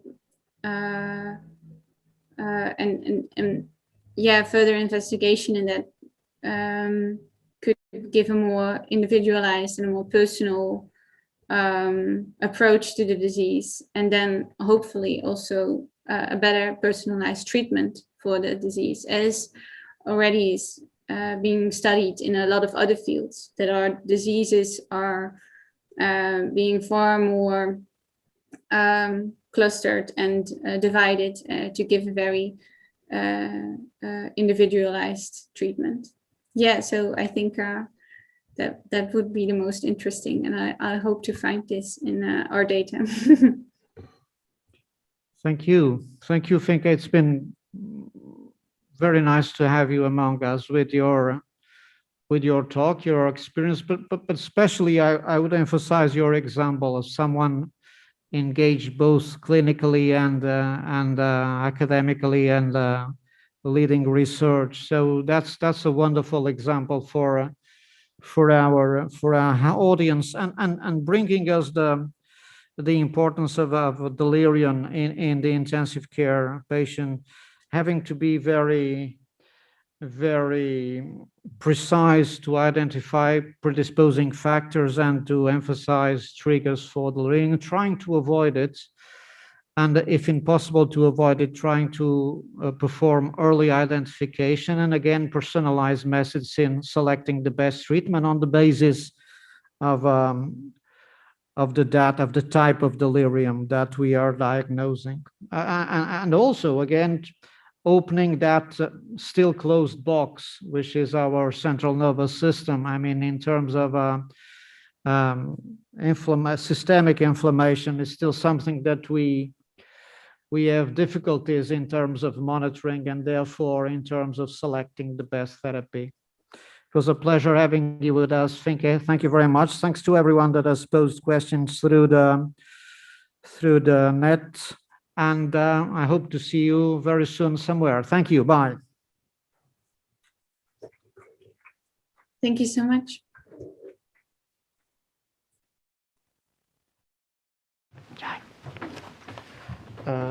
Thank you very much, Dr. Finke Dietzel, for presenting your work on delirium. It was an honor to learn from you. I would also like to thank Professor José Artur Paiva for his collaboration in moderating this session. I will now leave you with my colleague Beatriz Silva, who has a message from the Make-A-Wish Foundation.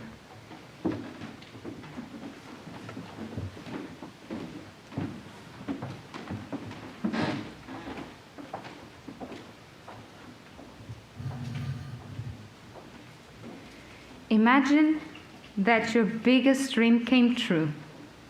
After that, nothing would seem impossible, right? This is exactly the way Make-A-Wish wants children to feel. After having their lives turned upside down, children with severe diseases need a beacon of hope, and this is where Make-A-Wish steps in.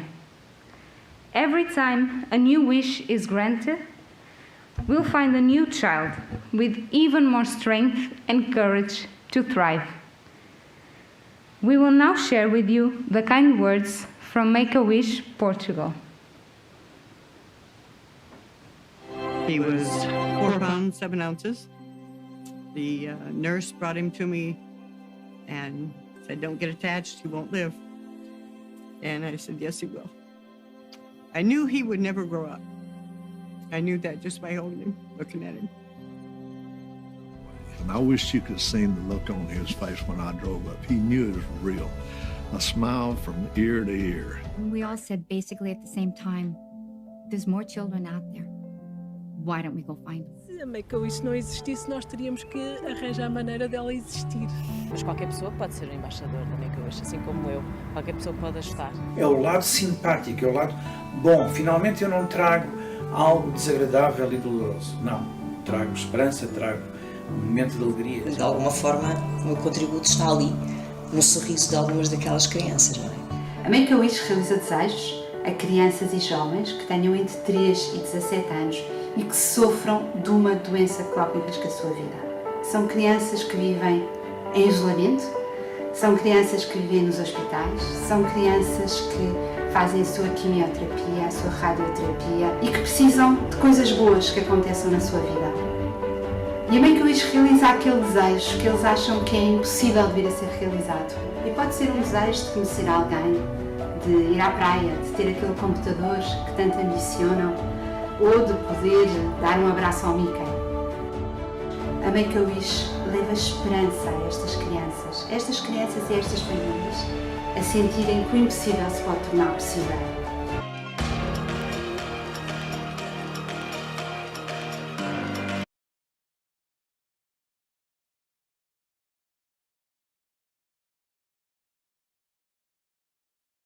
Is to make sure that everyone knows about the work of Make-A-Wish Portugal. And most importantly, that every single person learns how to help making dreams come true. That is why we asked all of you to become our allies in spreading the word through our Instagram giveaway. We want to thank everyone for their very important participation. And we will now share the results. The winner is Mariana Miranda. Congratulations, Mariana. Now, Carlota Pinto will present you our Dare to Win competition by Body Interact.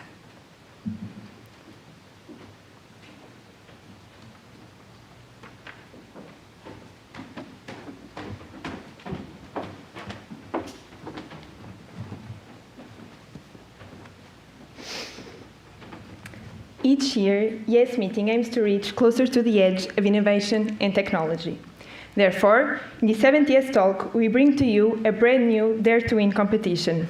This immersive simulation experience with virtual patients wouldn't have been possible without the Body Interact team that accepted our challenge and helped us throughout all the competition. Also, thank you to all our participants for your enthusiasm and engagement. During the Dare to Win session, you had the opportunity to solve an interactive clinical case. In order to explain it, I present to you Professor Francisco Vasques Nova, member of the Department of Internal Medicine of the University Hospital Center of São João and the Department of Surgery and Physiology of the Faculty of Medicine of the University of Porto. Professor Francisco Vasques Nova, thank you again for accepting our invitation. It's a pleasure to have you with us today. To all our participants, if you had any questions during the competition, this is a moment to clarify them. During Professor Francisco's presentation, you'll be able to send us your questions through the form available on our live stream page. Without further ado, let's begin the Dare to Win session.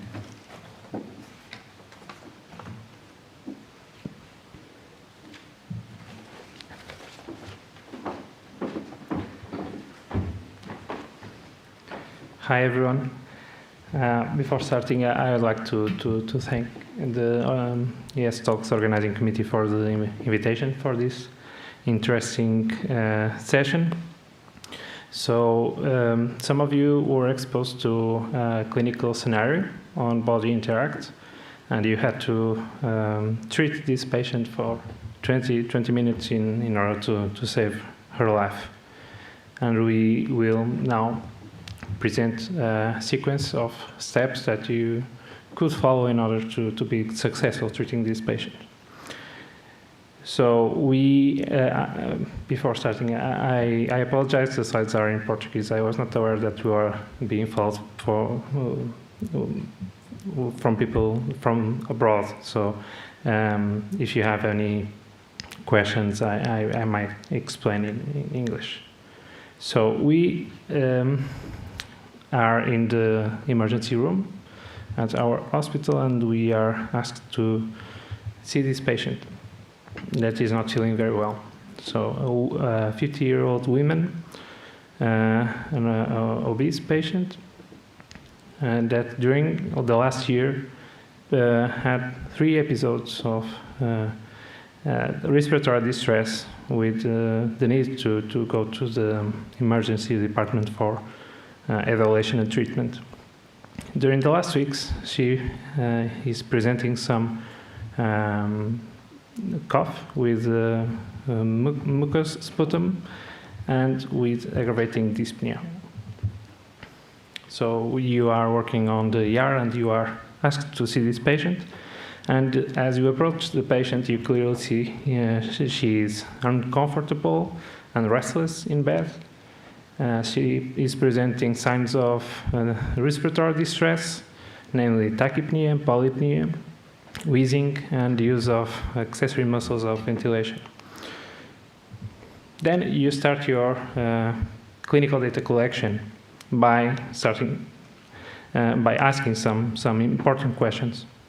During your evaluation, you had several available questions to ask the patient, and limited time so you had to choose the best questions to do.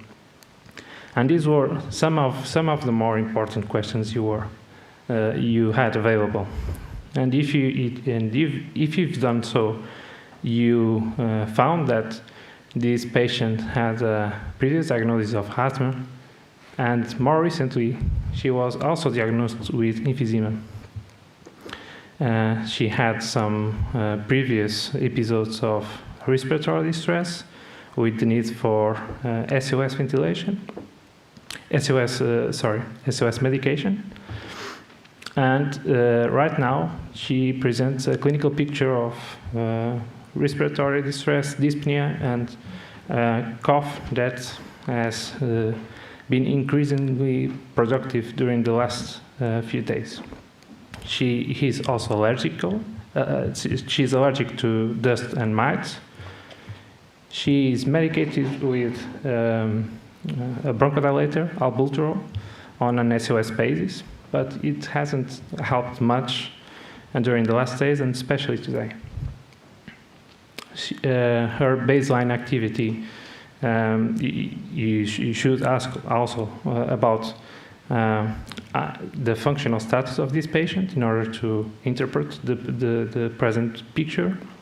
And if you've done so, you found that this patient also already presents some baseline symptoms, respiratory symptoms, and she avoids to walk for too long, as long walks usually makes her feel symptomatic.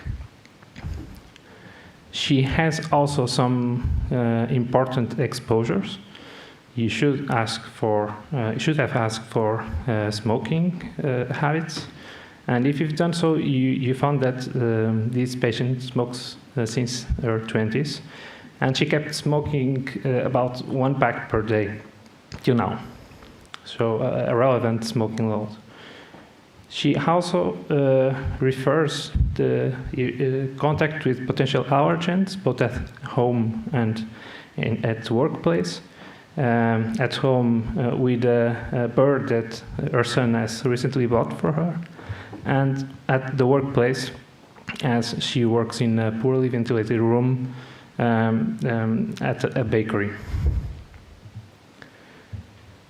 So I will present this as simple as possible in order to reach everyone from the first to the last year of your medical degree. When we are evaluating critically ill patients, our physical exam must be focused and must be informative. So we should have a sequence of steps that we should follow on an organized manner in order to get the relevant information we need to treat the patient. And the ABCDE sequence is the one that we usually use in this context. So it starts by looking at the airway. So we could see that this airway is free from obstruction. Then we would go to the evaluation of ventilation and oxygenation. By monitoring both oxygen saturation and respiratory rate. And we would immediately see that the respiratory rate is increased and oxygen saturation is decreased. So we could, since this step, know that the patient presents with hypoxemia and tachypnea. We could also take the patient, and we use here decreased respiratory sounds with dispersed rhonchi and wheezes bilaterally. Regarding the circulation, we should monitor arterial pressure and heart rate by looking at ECG.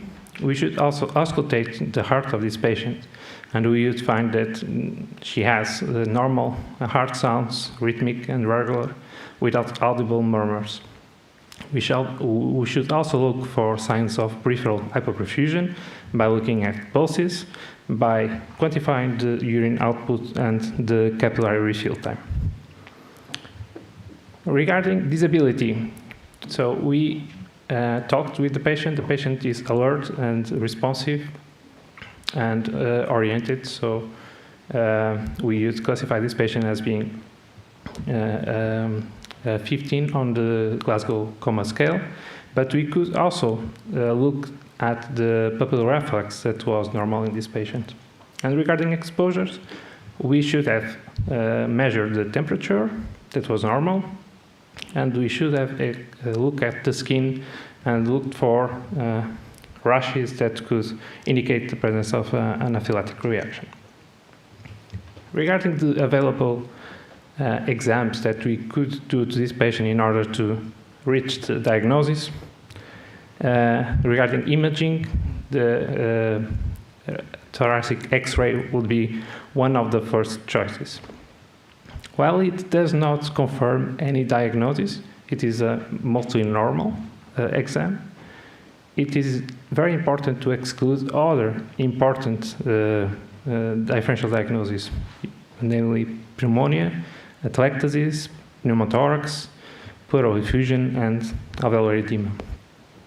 We should have also obtained an arterial blood gas analysis, and we would find that the patient presents with high CO2 and low oxygen, with normal pH, meaning that she has an hypercapnic respiratory failure with a compensated respiratory acidosis.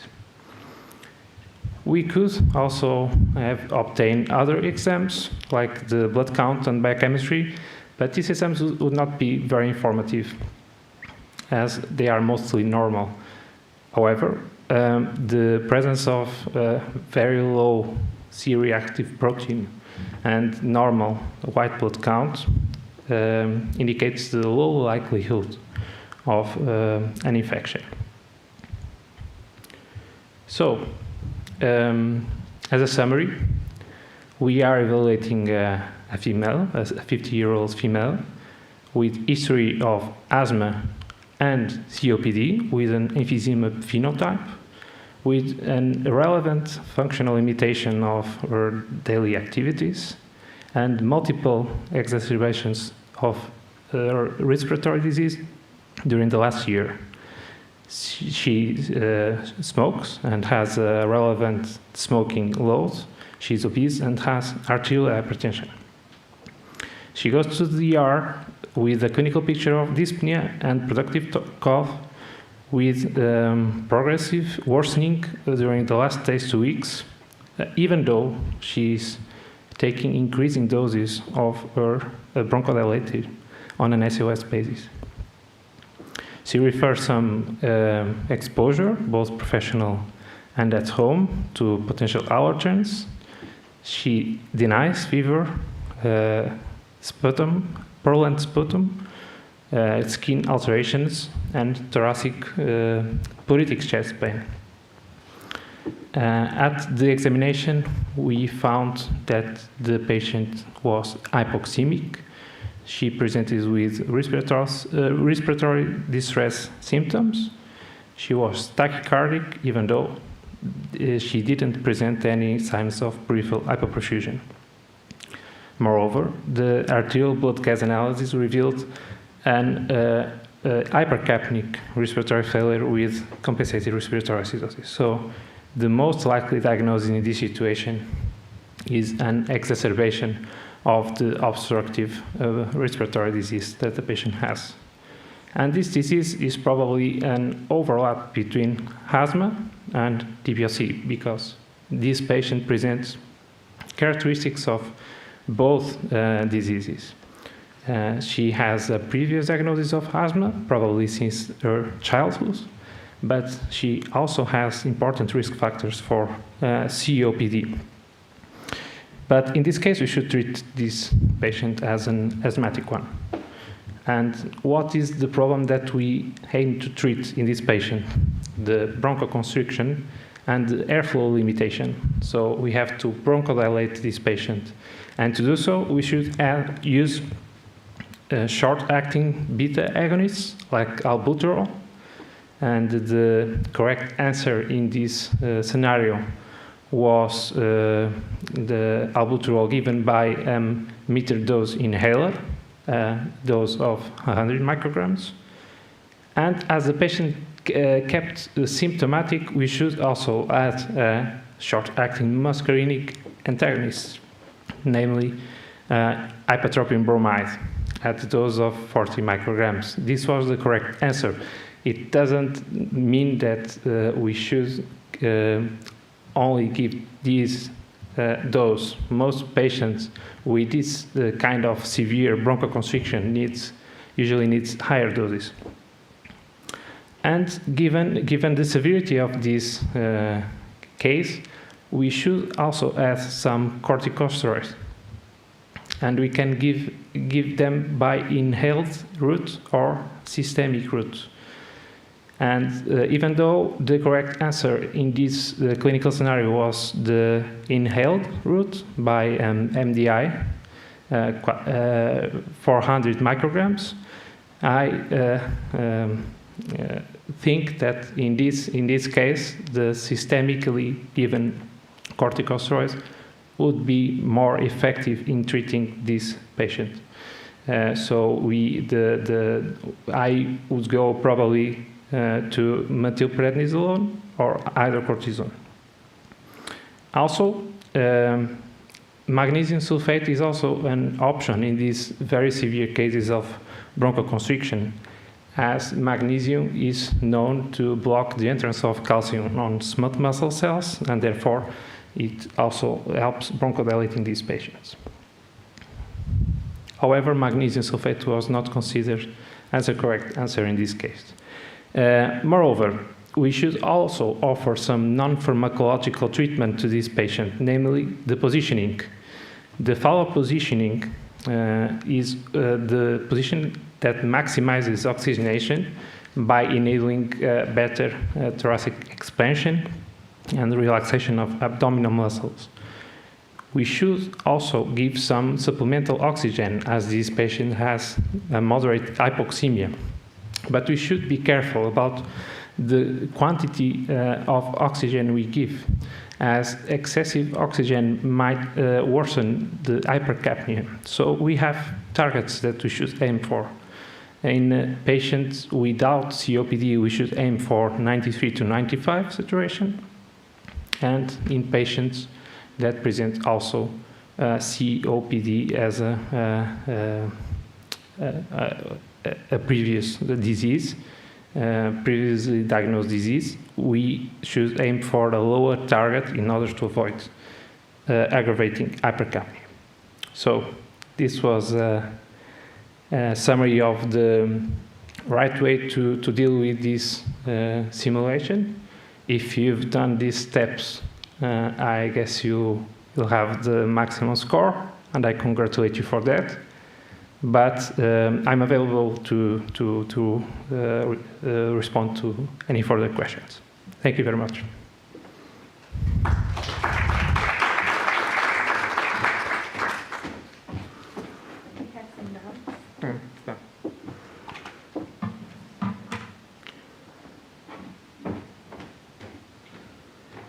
So, our first question is in the context of the ER, with the patient on such as a severe condition, should the clinical data collection be so long?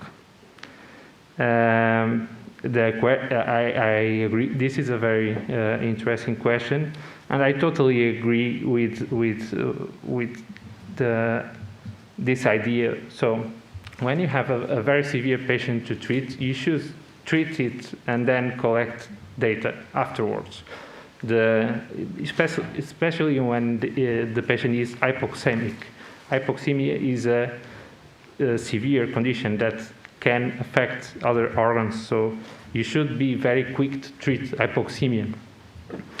So in this case, I would start giving bronchodilators and oxygen to this patient, and as the patient got better, I would then ask for further details on the clinical history. But this is a very important point. So you should not lose much time asking for some questions that you can ask later. If you identify the clinical situation to treat, you should treat it and then ask afterwards. The other question is the smoking load. Okay, so I already answered this one.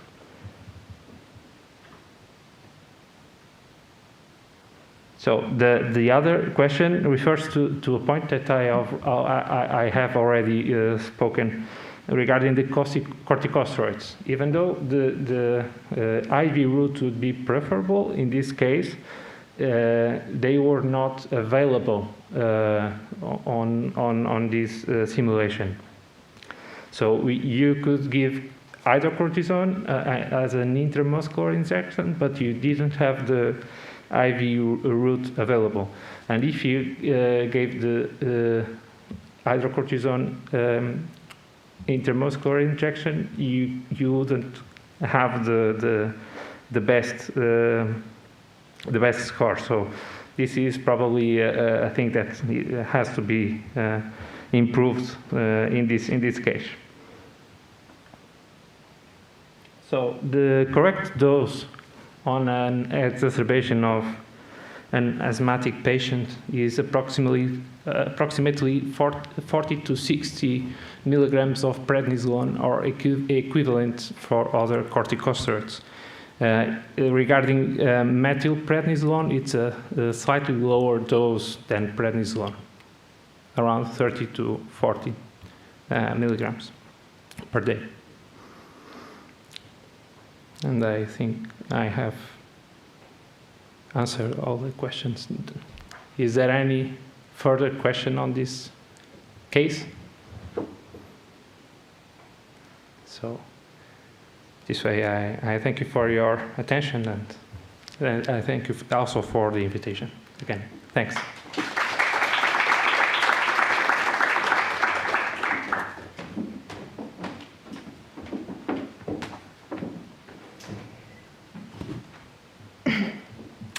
Professor Francisco, thank you for the very enlightening presentation, and thank you to all our participants for attending the Dare to Win session. Next, you'll have the chance to hear from the Body Interact team to talk to you a little bit about their project. Hi everyone, I'm Rita and I'm part of the Body Interact team. Today, we hope you have enjoyed the clinical scenario that we have challenged you with, and also that you have taken advantage of the debriefing session with Dr. Francisco. We know it's very important to practice, so that's why we want to deliver you this opportunity to practice with virtual patients. At the same time, you are having fun, you are practicing your skills and developing your clinical reasoning in a safe and interactive environment. So before we announce the winners, if you would like to keep practicing with Body Interact, you can go to our store.bodyinteract.com and take advantage of the different solutions we have for you. We have 3 opportunities that we want to share. The first one, which is the COVID-19 course, it's totally free and you can practice with 5 different scenarios. The second opportunity is the clinical learning journey, where you'll have access to clinical scenarios from more than 10 different specialties. It's like receiving a different patient every day in an emergency room. And lastly, if you are starting your clinical practice, and for sure with this COVID-19 situation, you almost have no access to patients, you have the foundations of clinical reasoning. This is a course with 5 different scenarios from 5 different specialties that you can practice and you can have fun at the same time you are learning. So we hope you have enjoyed the competition today, and we hope to meet you soon. And congratulations to the winners that will be announced by the organization. Thank you.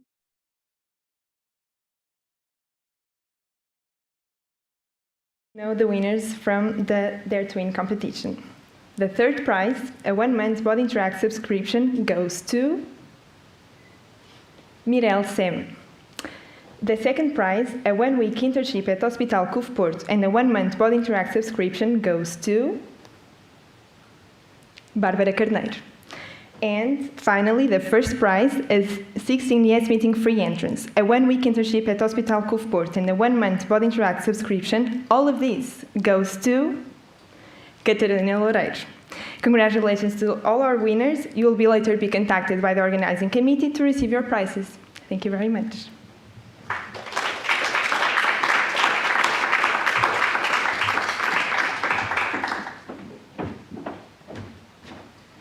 The 7th Yes Talk, Closer to the Edge, is officially over.